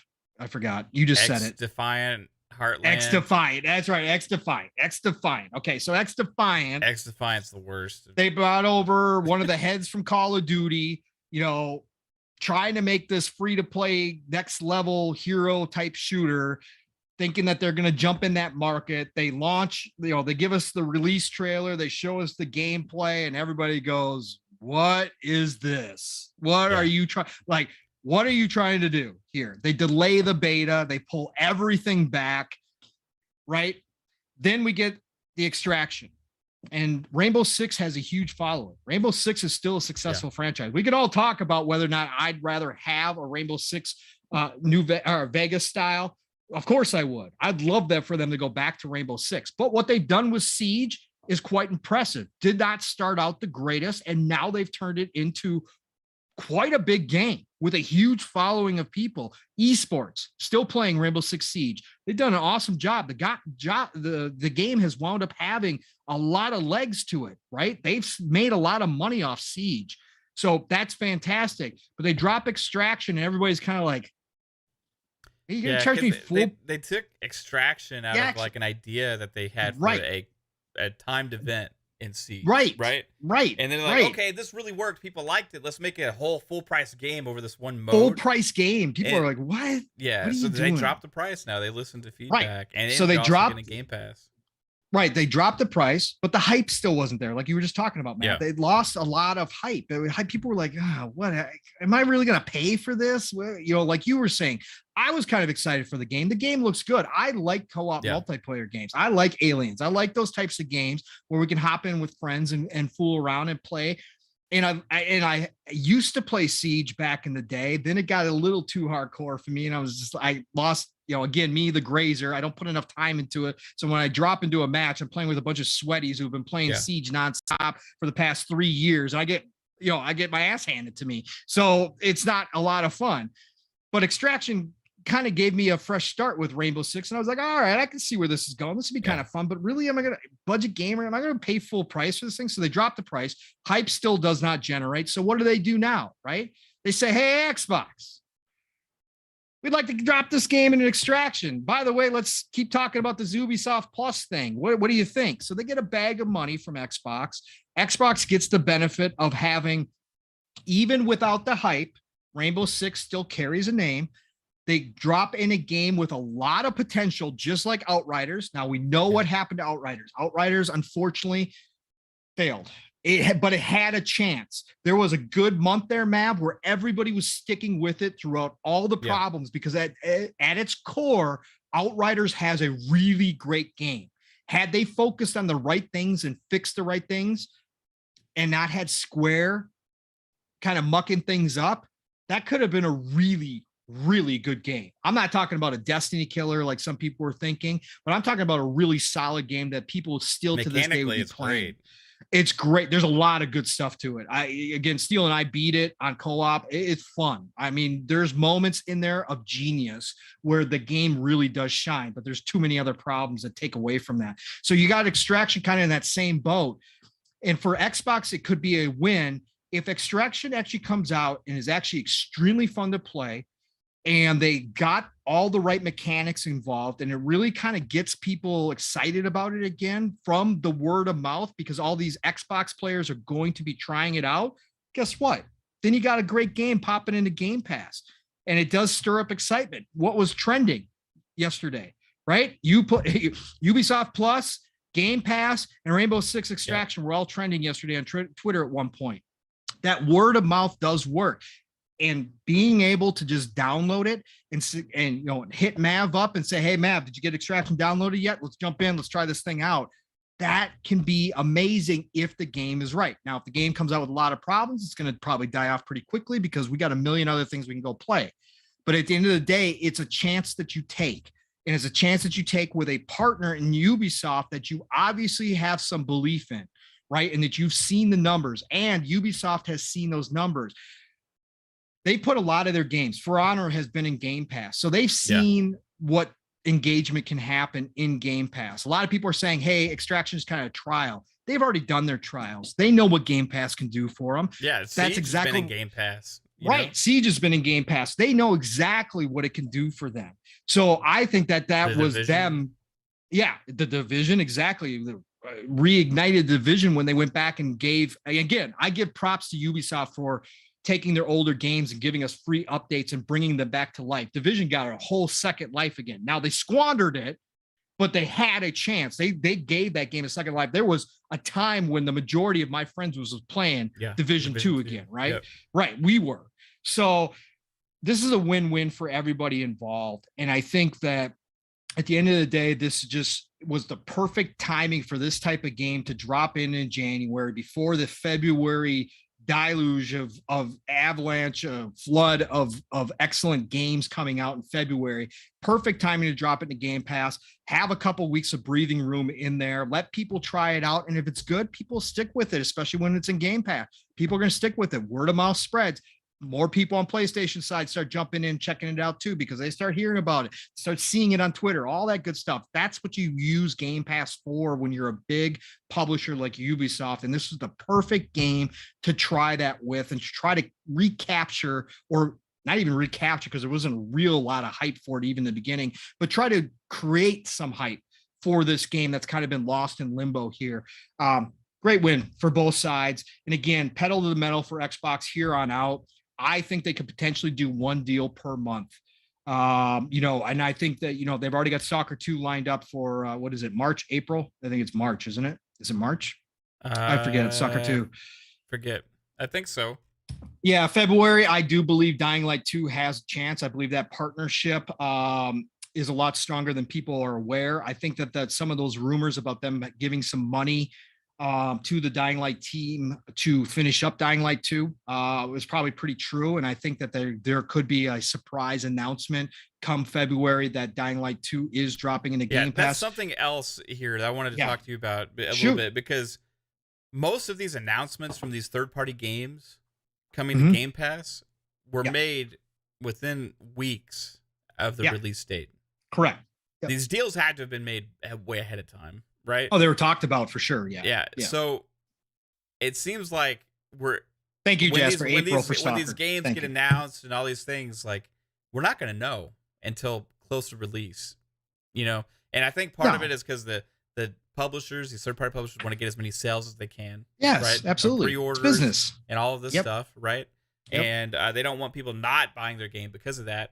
But then they want to give people a chance to either cancel their pre-order or also get people excited and drive that hype up before release as well. Right. Because it does carry that marketing weight being in Game Pass, as we're seeing with Rainbow Six Extraction, like you said, because there's a lot of people excited about it now. Yeah, try it. It wasn't even on the radar before, risk-free, right? Risk-free trial. And my issue with Extraction before was not about gameplay. Right. Gameplay-wise, I know it's going to be great. I have no doubts. Ubisoft does not make bad playing games, really. It was about what are they doing with the Clancy brand and how are they doing that, and starting to take advantage of it and milk it with some ridiculous stuff. But this is something that, okay, even no matter how I feel, it's something that's going to be worth trying and seeing how it's going to go. You know what I mean? So I think it's got potential. So we're going to see how it goes. And I know now, at least, I'll be able to play it with friends.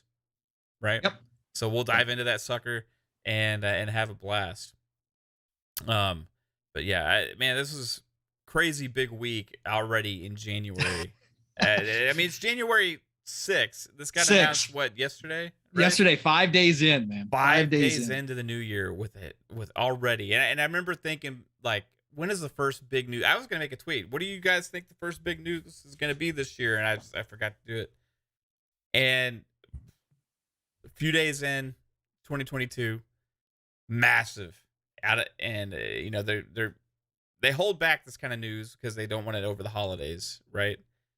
So I think we're in store for more. They announced this nice and early. It's gonna be crazy, man. I can't wait. What else have we got though?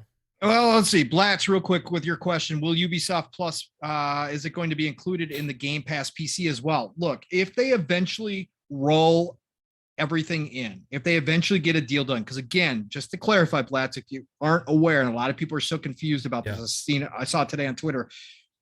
It's not going to start out in Game Pass. Ubisoft Plus is going to be a separate service starting out, right? Again, we can speculate, look in the crystal ball and see down the road how it does eventually get rolled into Game Pass. So let's say that day comes, right? Let's say that day comes. Yes, I believe personally it will be in Game Pass PC as well. PC Game Pass, as it's called now. PC Game Pass, because Phil has stated that the PC side of things is a huge deal for them. And there's going to be a gigantic push on the PC side of things as well. So get ready, because I think there are going to be some PC deals that may not benefit us console gamers only, but for all the PC people out there, I think PC Game Pass is definitely going to get some love. This year and next year for sure, because they want to make a bigger push. They want to fix a lot of the image problems they have on the PC side of things. For sure, that's a main goal of theirs. So I definitely think if that deal were to eventually get done, I think it would include PC Game Pass as well. So that's just my personal take. As far as even with Ubisoft Plus in itself, I'm hoping that it has cross play between PC and console. That'll be another question, even within its own service, right? So all these details, we still got a lot to learn about it, right? I don't know if they've mentioned that with the announcement. I don't think they did, but we'll find out more. They left it vague right now on purpose. On purpose, correct. So would have been easy to tweet out. Would have been easy to tweet out the stats and the pricing point and say, "Hey, $14.99 a month, coming to Xbox soon. Date will be announced later." It would have been really easy to do that if that's the way it was going to be. They just said in the future, which means who knows? They didn't even say like within a no month. Pricing. Like it could be like in December. It could be 2023. They just left it very vague. You know what I mean? I still think E3. I think E3 is the spot. Yeah, probably. I think it goes live. Yeah, probably so. Yep. And we'll see maybe some other big news regarding that at some point around then. But that's not the only crazy news we've had this week. Because PlayStation's also having huge news. What did we get from PlayStation, Pong? CES, Consumer Electronics Show. Hey, first of all, if you guys haven't seen the color-changing BMW yet, please go check that out. Absolutely incredible. CES is going on this week. Consumer Electronics Show. A lot of cool things coming out of there. Including real quick though, man, like Ed, you made a funny comment in the DMs about like, hey, criminals are going to be happy about this. There's no longer... we're looking for the blue SUV, you know, like it's what color is it? You know, it's crazy. Nope, it is crazy. So you guys got to go check out that video because I can't, again, it's like when real life, like stuff we've seen in video games and movies, all of a sudden shows up in 2022 in real life. It kind of boggles your mind that you're watching something that actually is real versus just an effect that they made. Like this is real stuff. Changing your color on the fly of your vehicle, patterns, change the color of your rims too, Mav. I don't know if you saw that, but you can change the color of the rims as well. Crazy stuff. But yeah, anyways, Consumer Electronics Show out this week. And Sony was there. And Jim Ryan showed up on stage. Our buddy Jim came out he came out on stage and announced officially, which everybody knew was coming, but announced officially that PlayStation's VR2, and that is the official name, PSVR2, is coming. And they kind of gave its first glimpse. Obviously talked about all the new upgrades and the stats are impressive. The specs are impressive. I should probably find those. But yeah, so he came out on stage, announced that, talked about the specs, talked about the new controller, the Sense controller, talked about the rumble in your head now to give you more immersion. Talked about it's only going to have one cord as well. No release date information, no price point yet. But again, specs wise, 4K, HDR. What else do they say, Mav? I got remember what else here. Shoot. Okay, so let's see. It's at 2000 by 2040. Okay, per eye. Yep. OLED. Yep. HDR. It has 90 hertz and 120 hertz refresh rates. Field of view is 110 degrees. Yep. As opposed to like the Quest 2 is 90. Yep. And let's see. A lot of it has eye tracking. Eye tracking, yep. It does not have hand tracking. Headset vibration. Yeah, so haptics, right? Yep. Has a microphone, headphone jack, and it comes with the Sense controllers. So that's correct. As far right now, that's the specs. Plus, it does have to be connected to the console via a USB-C connection. One cable. So not not like craziness before, like the Rift days, and also with the other PSVR. We do not have a price. No. But spec-wise, up there with the best of the best right now. Now, we got some other VRs there. Oculus 3, I think, is getting ready to be announced as well. They have not talked their specs yet, but they're expected to be around there. So, again, when it comes to VR, personally, I don't care for VR. I won't care about VR until they can strap me in, full body experience, IV to keep me alive. Okay, I've said that on Living Split Screen before. Until I can go however long it takes. If I'm 80 years old and they finally get to that point where I can go relive my younger days again in VR, fantastic. I'm all about it. Okay. Right now, VR does not interest me. Now, could something come along to change that? Absolutely.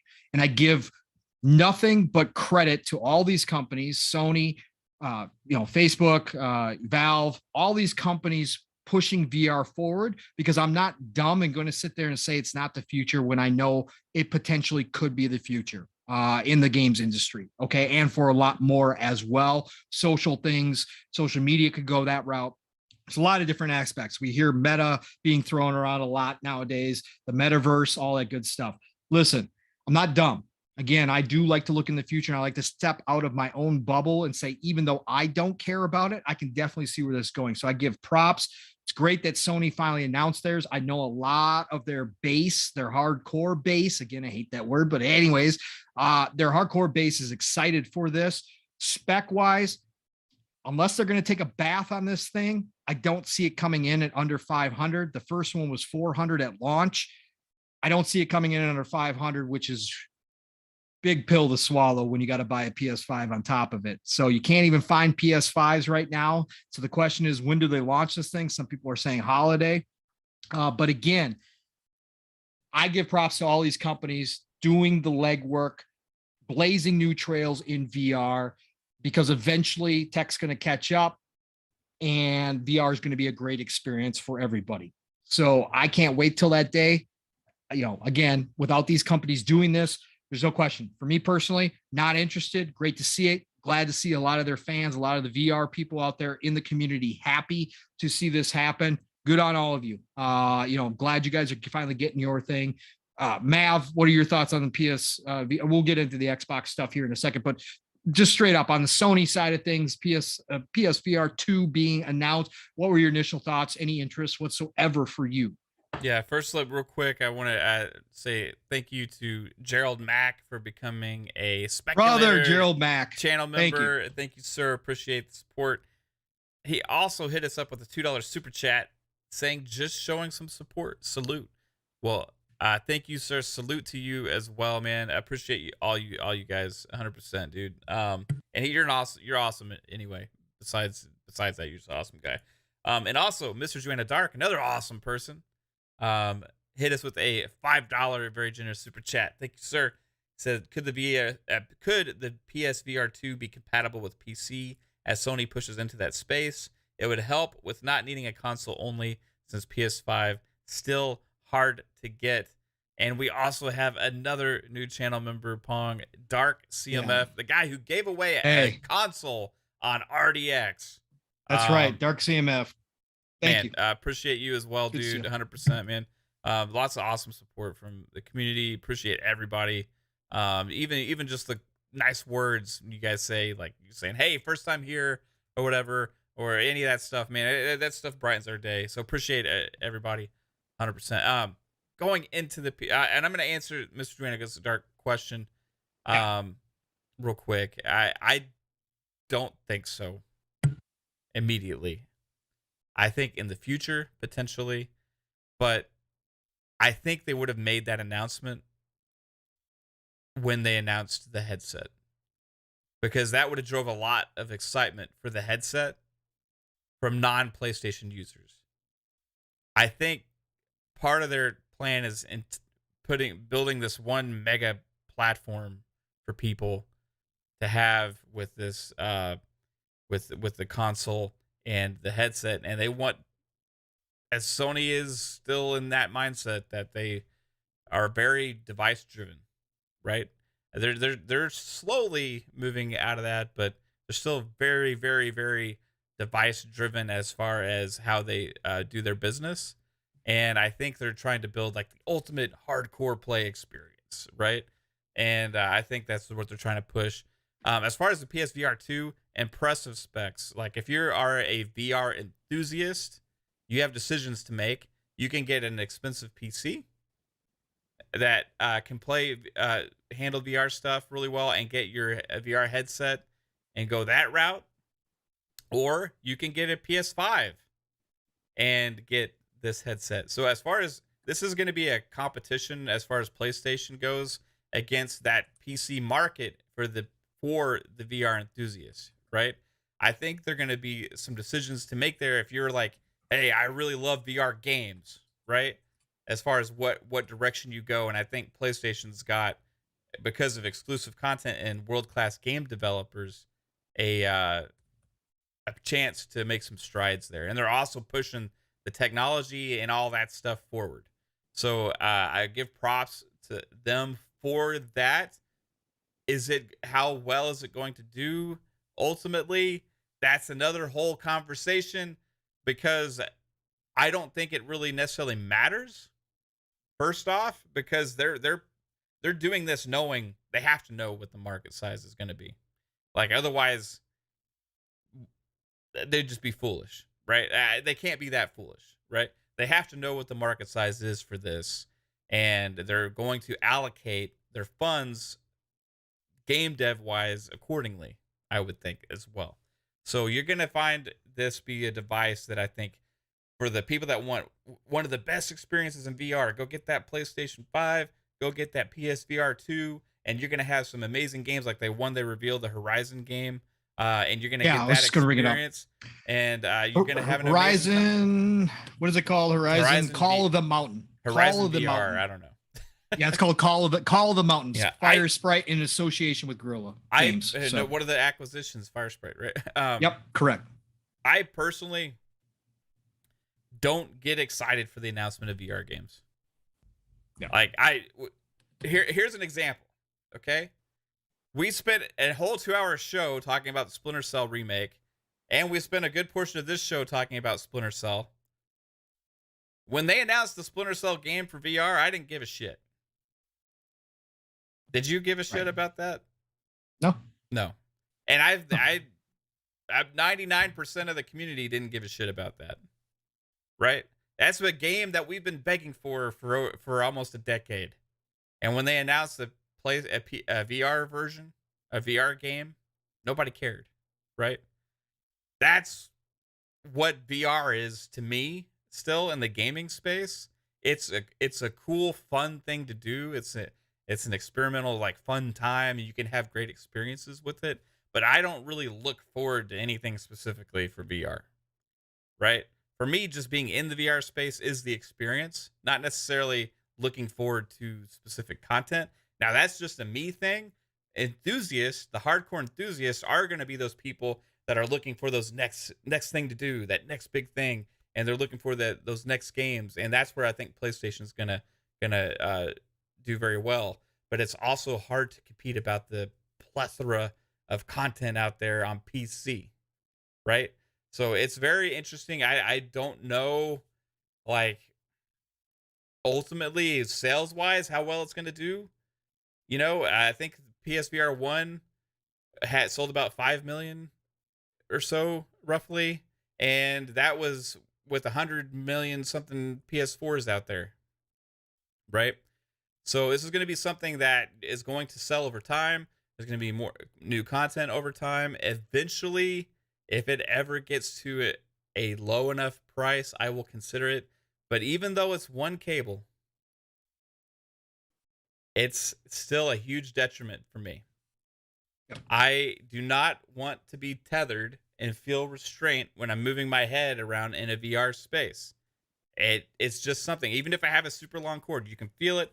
Like, this thing is annoying right now. Even this cord that I have hooked into my speaker, you can knock it with your hands. You do all. It's just annoying. I don't want to be in a VR space with a cord attached to my head. And correct. Until a platform holder like Sony or Xbox comes out with a standalone device, don't need a console. The device in and of itself is the platform. Yep. It's not going to take off and do massively like the Oculus Quest 2 is right now, which we got one of those for my daughter for Christmas. I've tried it. Being untethered, even though the specs aren't as good as the PSVR 2, it is a very freeing experience. It's a very enjoyable experience to be in VR.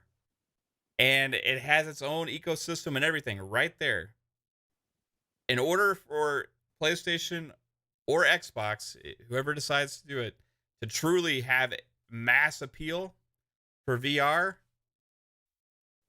that they're gonna have to go that route.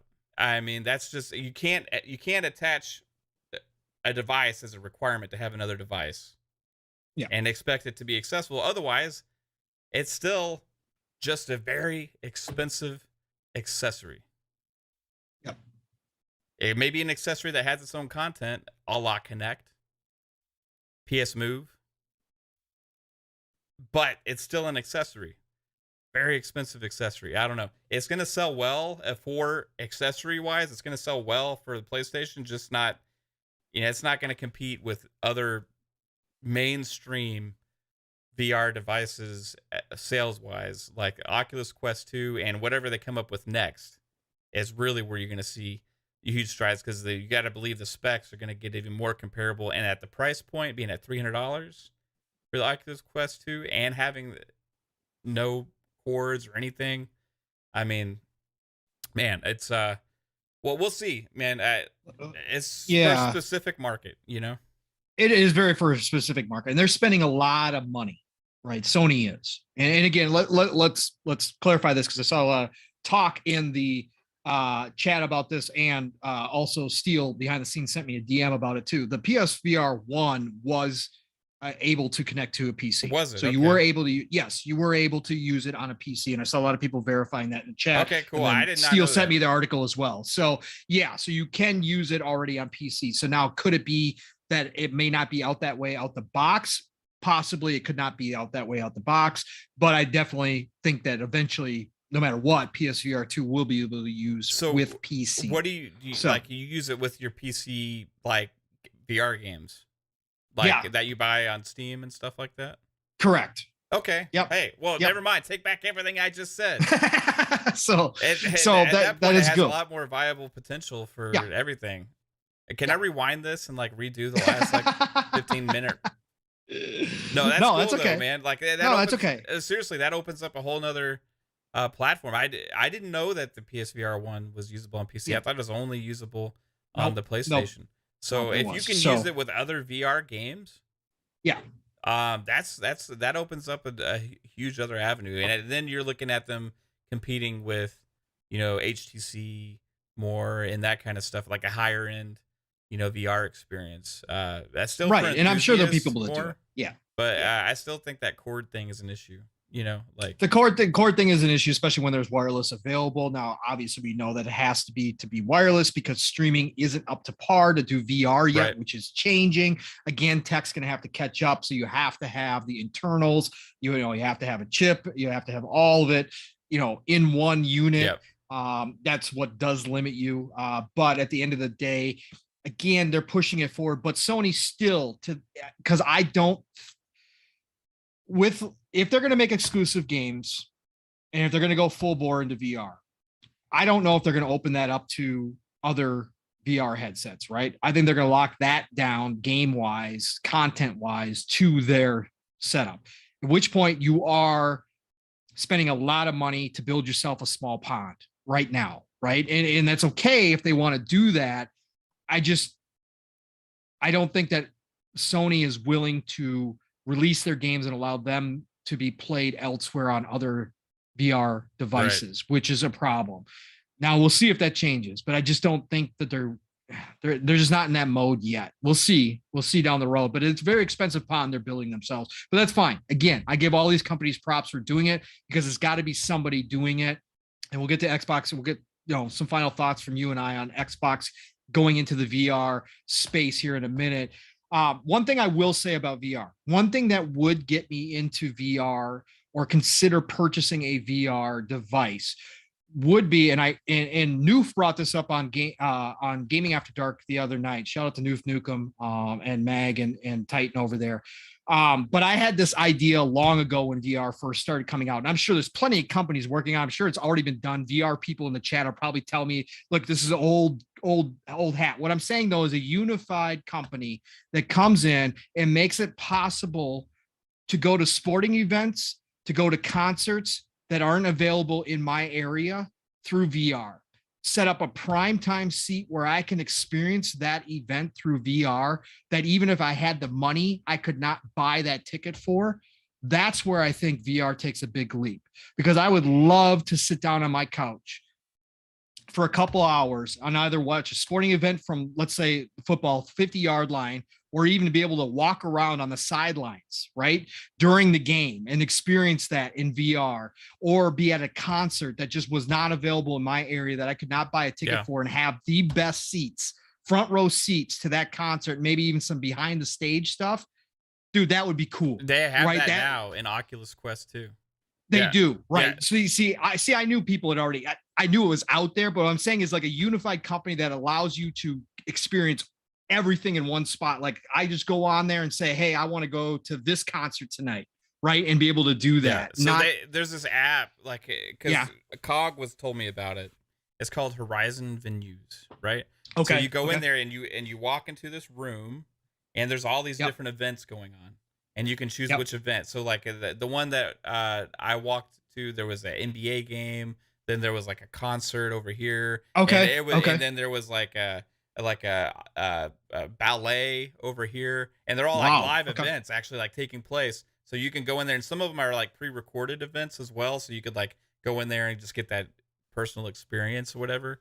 But yeah, dude, that's where it's going. And that I'm with you on this because that's what I enjoy. I don't like playing VR games.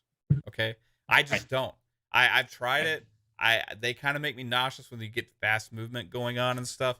But the other thing they got is this other thing that you're sitting in there is this, somebody told me about it. I can't remember who. It was called an app called Big Screen VR. Okay. Yeah. So you get in there and you're sitting in like a real theater, right? You can grab popcorn, you drink, and you can watch 3D movies on a screen in front of you. Okay. And it's really good quality. Right. So it's like if you were to watch, I don't know, the new Spider-Man movie, right? And you want the best 3D experience, this is better than seeing 3D at the theater, watching the trailers and watching these things that I saw on these movies. The 3D in it is absolutely incredible. So see, that's the phenomenal. Kind of experiences that I am excited for now, and I keep finding myself like sneaking in to grab my daughter's Quest to try some of that stuff out. You can also use it for desktop applications and also work stuff. You can share meetings. You can have like virtual meeting spaces and all this kind of stuff. Right, which we've seen. Yeah, right. Correct, so that's kind of like what I like about it. But there's the gaming enthusiast, I think, is where they're pushing this with PSVR2 and stuff. They are. You know, so again, you want to get to Dark CMF super chat? Yeah, Dark CMF, huge support. $15 super chat. Thank you so much, sir. Appreciate you. It says PSVR could be used on pretty much anything as a viewing screen, to include Xbox consoles. Also, you can do what you're talking about on Oculus, NBA concerts, etc. Yeah, that's very cool.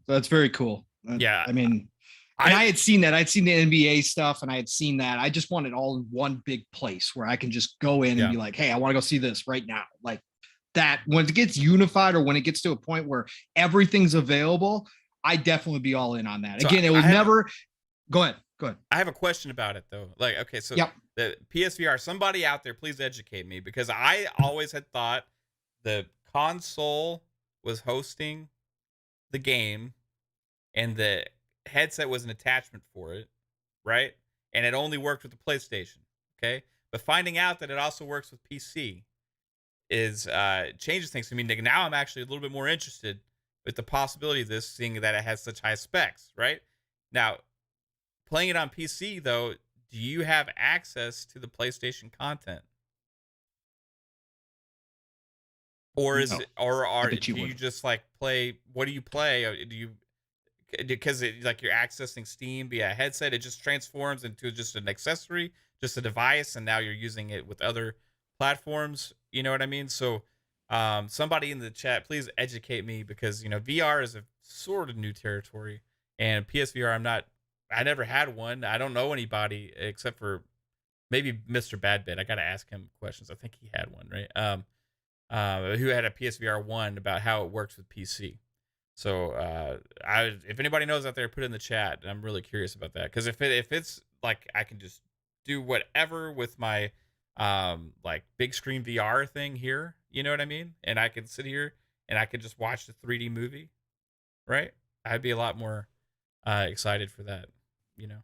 Right. So I guess that goes into our final thing. We're at the 2 hour mark here, but we'll just finish this up here with the question, because of course, now with this announcement, we always wind up back at should Xbox do what Phil originally, and again, I say this because business changes all the time. And when Phil promised that we were getting VR during the Xbox One X, I think it was right during Xbox One X announced, or somewhere in that neighborhood, right, Mav? Forgive me because I don't remember exactly. But when Phil did say that VR was going to come to Xbox, business plans change, things change. There was a lot of tough decisions being made on the Xbox side of things during that time, but everybody likes to throw this, out there that this is another one of the broken promises. Look, for me, I could care less. Obviously, like I said, VR as far as gaming goes holds no interest for me, so I don't care. But I understand business wise, they had to cut things out. There was, VR, even though it's growing in popularity, and I will never deny that. I could step outside the bubble and say, hey, VR is the future down the road at some point. But at the time, now it's still pretty niche, and so Xbox didn't jump in. And the question always comes back to, well, now is the time. Now should Xbox jump in? Are they missing out on things? Matt, I'll let you go first. What do you think? Xbox side of things. Do you think they need to get into this now? Do you think that it's good for them sitting out on the sidelines for right now? What are your thoughts? I think that they definitely don't need to do anything now. I think what they're doing is waiting for the tech to catch up to where it becomes a big market.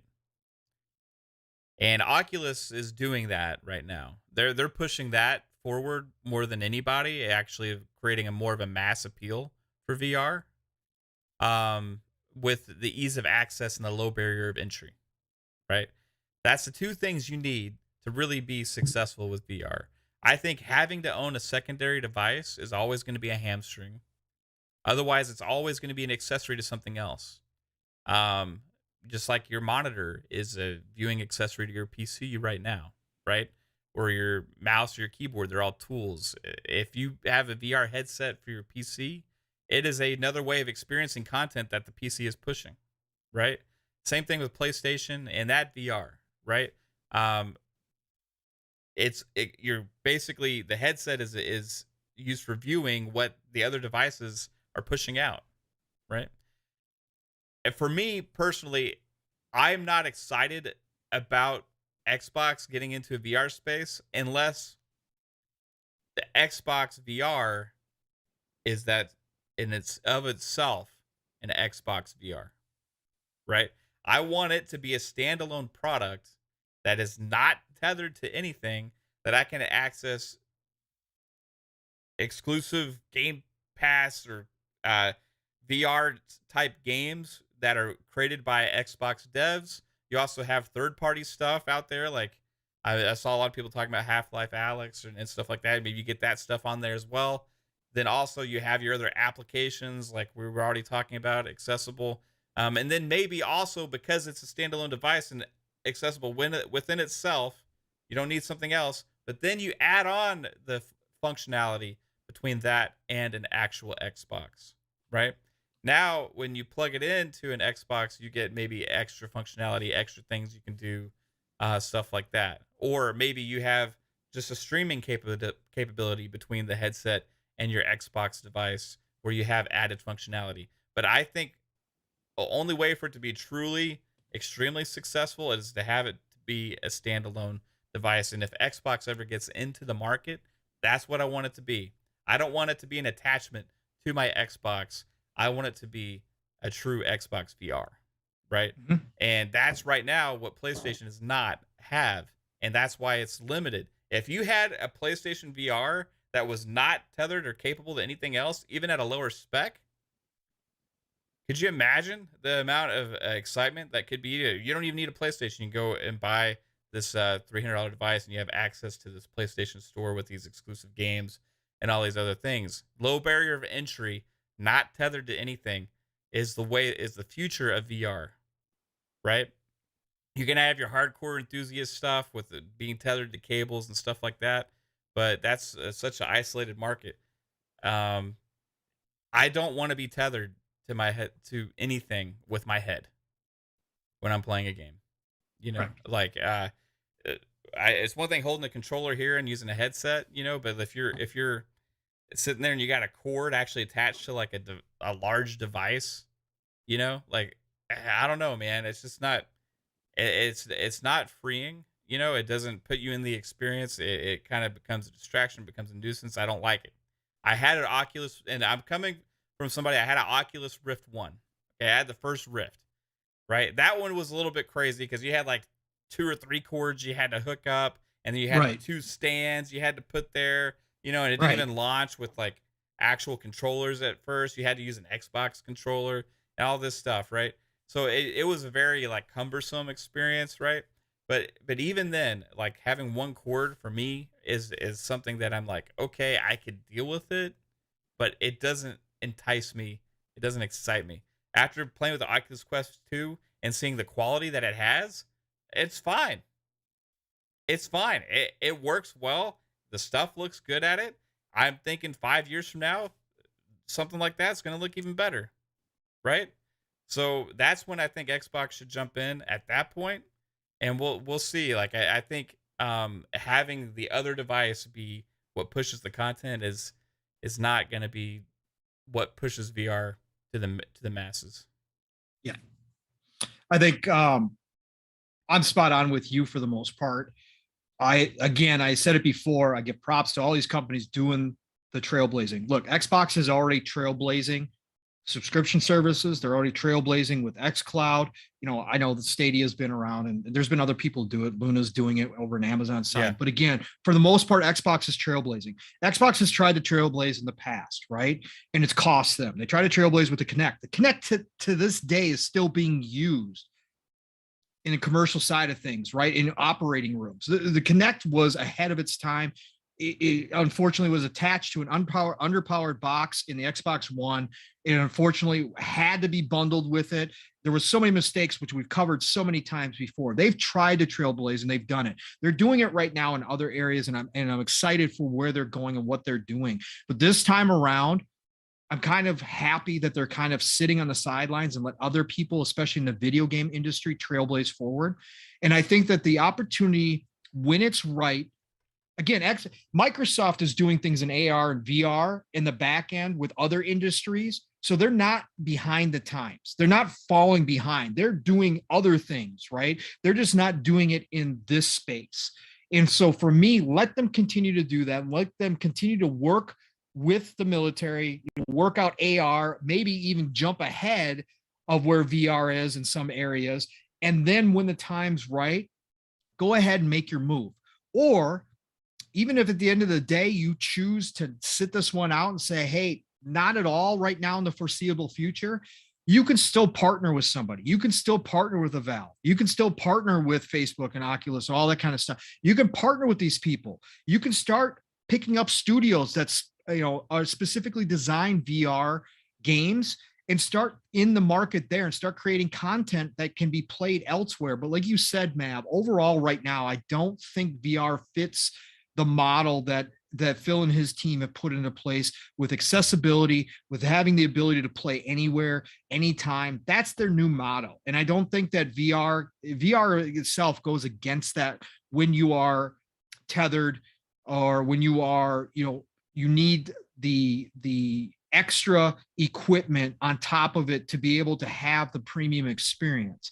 But I think eventually as tech catches up, as maybe we move forward, as there's some maybe breakthroughs within VR itself, I think then Xbox can swoop in, Microsoft can swoop in. Again, they're not ignoring it. They're doing a whole lot on the back end side of things, right? They've got a lot in place and they can jump in at any time. And again, we've talked about it down the road.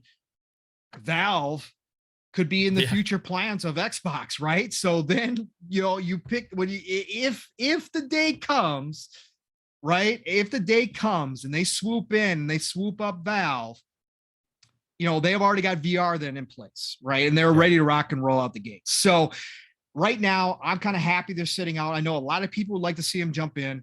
I get it. I understand why. It's such You know, a small Xbox, market. They're not it really is such a small interested. market. They're like Right. gaming is already niche, right? Yep. And Yep. then you got VR, which is the niche of the niche, right? So it's like Yes. you're talking about Microsoft, this huge corporation that is only really interested in getting into big business. You know what I Yep. mean? This VR thing, yes, I'm glad for Sony. I'm happy that Sony is Yeah. pushing this tech. I'm happy that Meta is pushing this tech. I'm happy that HTC is pushing this tech because it's going to get better. I just don't feel like I need, if I want to play VR, like, why don't I Yeah. just do it on Oculus? You There's know? other options. Yeah, there's plenty of options out there for you right now. PSVR or HTC. Like, why? I don't feel like it needed to be an Xbox VR. If I want to have Right. VR, I have other options. Yeah, I don't know, and they're Correct. good options, right? $300 for like Quest 2 is a good deal. You have lots of stuff, lots of content on there to do, and you know, you got lots of access. You can hook it up to your PC if you want. Yep. You know. Yep. I guess PSVR, you can hook it up to your PC as well. So it would just be another one Correct. that I don't Correct. Exactly. like until it's like a necessity or like it has enough mass of a market where they really want to dive in and push that. It just doesn't make sense for me, you know? Right. Like, Right. And New, if you're not wrong, again, we speak of the devil and the devil appears. Nukem in the chat. You know, he said if Kinect was successful on Xbox One, we would have VR. They are scared of backlash and committing resources. Absolutely. Again, that's what I was talking about. If the Kinect had been successful, if the Xbox One generation had been a gigantic success, yeah, there would be a ton of different things we'd be seeing right now. You were absolutely 100% correct. It was on the table. I can guarantee you they were working on it. I can guarantee you that's why Phil went out on stage and said what he said. There was plans in place for it. And yeah, they had to make tough decisions. And VR was one of the things they scrapped, and they got hyper focused on turning that sinking ship around when Phil took over, and things had to be cut. Dead weight had to be thrown off the ship to keep it from sinking. And VR was one of those things. And, you know, I'm just happy right now that Xbox is back to the position it's at, that it's trailblazing in these other areas, giving us the best value in gaming, you know, in my opinion, in Game Pass, and hyper focused on that sector right now versus having themselves spread too thin amongst other things. And again, if they decide to do it, I would not be like, oh my God, this is the biggest mistake ever. I don't doubt for a minute that they could be successful in that area. Without doubt, I think that they could jump in and do it. I just think right now, I love where their focus is at. And if VR is one of the things that just got lost in that path, so be it. Then that's what got lost. But I think eventually, when the time's right, they will jump into this, maybe slowly at first. Like I said, acquire some studios that are big into VR content. We saw somebody pointed out in the chat earlier, you know, Microsoft Flight Simulator is VR supported, right? So they have the capability. Some of their games would do very well. A lot of their games are actually all their first party stuff is going to PC as well, so they could already implement VR. They could implement stuff in all of their games without even needing a VR headset. And that's how they start out. I would not mind seeing that at all. If they said tomorrow, hey, we acquired 2 studios that are focused on VR content, we're going to make some original games, or we're going to turn some of our first party IP into VR, like Forza Horizon, I'd say go for it. Do it. It'll probably be a gigantic success as far as VR is concerned. Again, it's small little place to be, but you probably have a hit on your hands. So go do it. I mean, that'd be great. But yeah, I just don't think right now it's necessary that they jump in. So and that's if where they I'm do, cool. You know what I mean? I just don't feel like I'm missing anything really. Yeah. Now, here's the other thing about it. Like, okay, so Xbox has a certain amount of studios they're acquiring. If they do dive into this, I hope they don't take existing assets of studios and stuff and apply them to VR. And say, we're gonna make VR content, like kind of like they make Lionhead make Fable Legends, or not Fable Legends, Fable Journey, right? Fable Journey, and they made other studios like Rare became a Kinect studio, right? I like they've made this mistake in the past, turning their first party stable of great talented game devs and force them to make Kinect stuff, right? So if they do dive into the VR space, there needs to be other people or a very, very small subset of the existing and put them on VR, because I would hate to see all their momentum be dashed by getting like lost in the VR space, trying to focus on that too much when it's Correct. such a small Correct. fish compared Market. to Yeah. the other stuff, right? Exactly. I think that it's got a future. VR is growing. Yep. VR is getting better, and it's going to get to that point where it does have that mass appeal. It's happening right now with the Oculus Quest 2. You saw it be a hot item for Christmas, right? Yep. So a lot of people getting it. A lot of people are getting into VR, and it's because it has versatility, right? It is a very versatile, low barrier for entry device. I think you can play Xbox IP, and I think you can do all these things in the future, 5 years from now, right? Without being tethered to a wire, having a great looking game, having a great looking experience, cloud functionality, all these different things within VR, that doesn't necessarily, you don't need to have something now to have what we all truly hope for later. Right. So I think that's what the game will be at that point. But right now it's just like, hey, let's wait for it to get there. Let's let these other people push all that stuff forward and enjoy the VR that's out there. If you're a VR enthusiast, hey, there's a lot of stuff. There's a lot of content. You're not short on anything, really. Correct. Absolutely. Real quick, Wade Johnson 1. I don't think I've seen your name before, so welcome. Thank you for dropping the show. And you were absolutely correct. People need to start putting more respect on Microsoft's name. Where would the industry be without online gaming, achievements, Kinect, and now Game Pass? You are absolutely correct, sir. The Power On documentary did a fabulous job of showing just how innovative Microsoft Xbox is, and how much they actually have pushed the gaming industry forward. You are absolutely 100%. People forget or just don't realize or ignore the facts of how groundbreaking a lot of their stuff has been, and how some of their failures have just been because they were too far ahead of the curve, and the consumers, us, the gamers, weren't ready to hear what they were selling. Right. But they've been right at the end of the day. And you are absolutely 100%. Shout out to you, sir.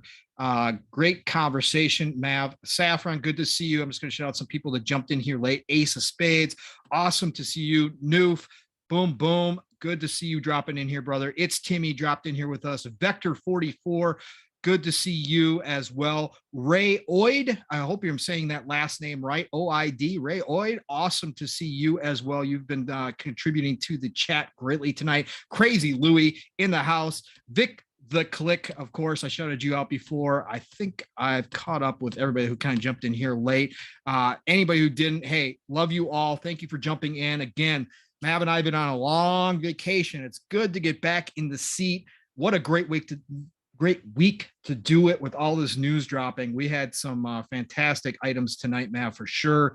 Loved getting back to talking to you, brother. It has been too long. So anyways, Mav, with that, let's wrap up the show. So let's get your outros, man. Tell everybody all the million things you guys got going on over here on Fun Speculation Channel. Tell them where they can find you, what you got going on. Hey, right here, right now, Fun Speculation is where I'm at. I'm trying to work on doing new videos and mix up the content a little bit. Streaming games as always as well.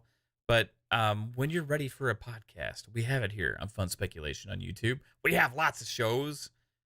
Tomorrow night, the 8 of us, Xbox Ultimate Podcast. We will finally have an Xbox Ultimate in the year 2022. It's been a few weeks. I miss the family. I miss everybody. We're going to have a blast tomorrow night. We got a lot to talk about. We have so much stuff to talk about. Some of these topics, but also, as Pong alluded to, this Dragon Age and Mass Effect stuff. There's some information there that's worthy of diving into. We're going to have a lot of fun tomorrow night. So tune in. That's at 9 p.m. Eastern on Xbox Ultimate Podcast right here on this channel. And then Saturday at 7 p.m. Eastern is FSP Fun Speculation Podcast with my two buddies, Gaming Key and also Fuzzy Belvedere, two awesome guys in the community. We're gonna have a blast talking about all platforms, and we'll probably be doing more VR talk there. I want to get their thoughts on that, and some other stuff like this PlayStation, Nintendo. What are we looking for in 2022 from them as well? So, Pong, what about you, man? You're back in it. You got a full slate already. Yeah, full slate with an extra one this week with Boom's special. It happened to be a snow day that day, so I was at home working and I could jump on that. So yeah, nice. Like I said, knocking the rust off, man. It's weird being back talking all this talk again because I did have a very big break in there. But as Mav said, tomorrow night, join us over on Xbox Ultimate back here again on Fun Speculations channel. We're going to have great conversations. Obviously, a lot of Xbox talk. I can't wait to hear the rest of the fams' ideas and thoughts about what's been going on here. It should be interesting tomorrow night. And then Saturday morning, my brother from another, Steel Rain, who jumped into the chat earlier as well. Listen, he and I have been on vacation for a couple weeks. He's been sick. He and I have not talked like Mav and I have not talked. And if you know Steel and I, our regular shows are 3 hours plus. Steel and I got a lot of pent up, especially Steel, because while he did jump into Boom's show the other day as well. I should mention that. But look, we got a lot to cover. He and I are going to have some conversations. Don't know how long it's going to go for, but you can guarantee it's 3 hours plus. So join us Saturday mornings. Living Split Screen is the channel. Split Screen, all one word. 9 a.m. or 10 a.m. Eastern, 9 o'clock Central Time. We wake you up on Saturday morning, or maybe you're still awake playing games, whatever the case may be. Come over and see my brother from another, Steel Rain, and I. We are going to talk your ears off, get the energy levels high for your Saturday. So please drop on over and check us out there. Otherwise, Saturday night, back at it, the Shop Podcast, PTK Blam's channel. Please end your Saturday night with us on the Shop. We've got awesome guests each and every week. This week, we've got Floor Hugger from Level 1 Gaming. She is amazing. So drop on in there. Fuzzy Belvedere, Centurion, of course, the man himself, PTK Blam, and me. We're going to end your Saturday night right. That starts at 8 p.m. Eastern, 7 o'clock Central Time. And then back at it Tuesday, Xbox Factor Podcast, Mr. Boomstick, Double Barrel Gaming is the channel. If you have not seen Boom's stuff, you need to go check it out. It's going to be all Xbox all day long over there on Tuesday, 12 p.m. Eastern, 11 o'clock Central Time. And then we'll be back here again for PM in the PM. It is go time 2022. We got Jeff Keighley already announcing his Summer Games Fest. Yeah, that was early to announce that, wasn't it? A little early. Yeah. Man, the man is on time. Well, he obviously knew E3 was going to come out and say they were digital. So the man's always got a plan, no matter what you think of him personally. Business-wise, the dude knows what he's doing. So Keighley announcing that already. Think about it, man. Think about it. Brother. We are 10 months away, 10 months and 5 days away from Starfield. I cannot believe I can say that, man. This is absolutely ridiculously crazy, man. So it's just a start. Like we've been talking about, it is exciting year for gaming. We thought last year was big. This year, bigger. Lots of news coming, lots of things happening. So thank you all for being here. PM in the PM. Episode 9, is that right, Mav? Episode 9. Yeah, this is a 9. We had the Game Awards special as well. Yeah, we did have the Game Awards special. So. That was crazy. That should have counted for 2 shows actually. 5 hours? For how long? Yeah, 5. Yeah, we went to PM in the AM during that one. But yeah, PM in the PM.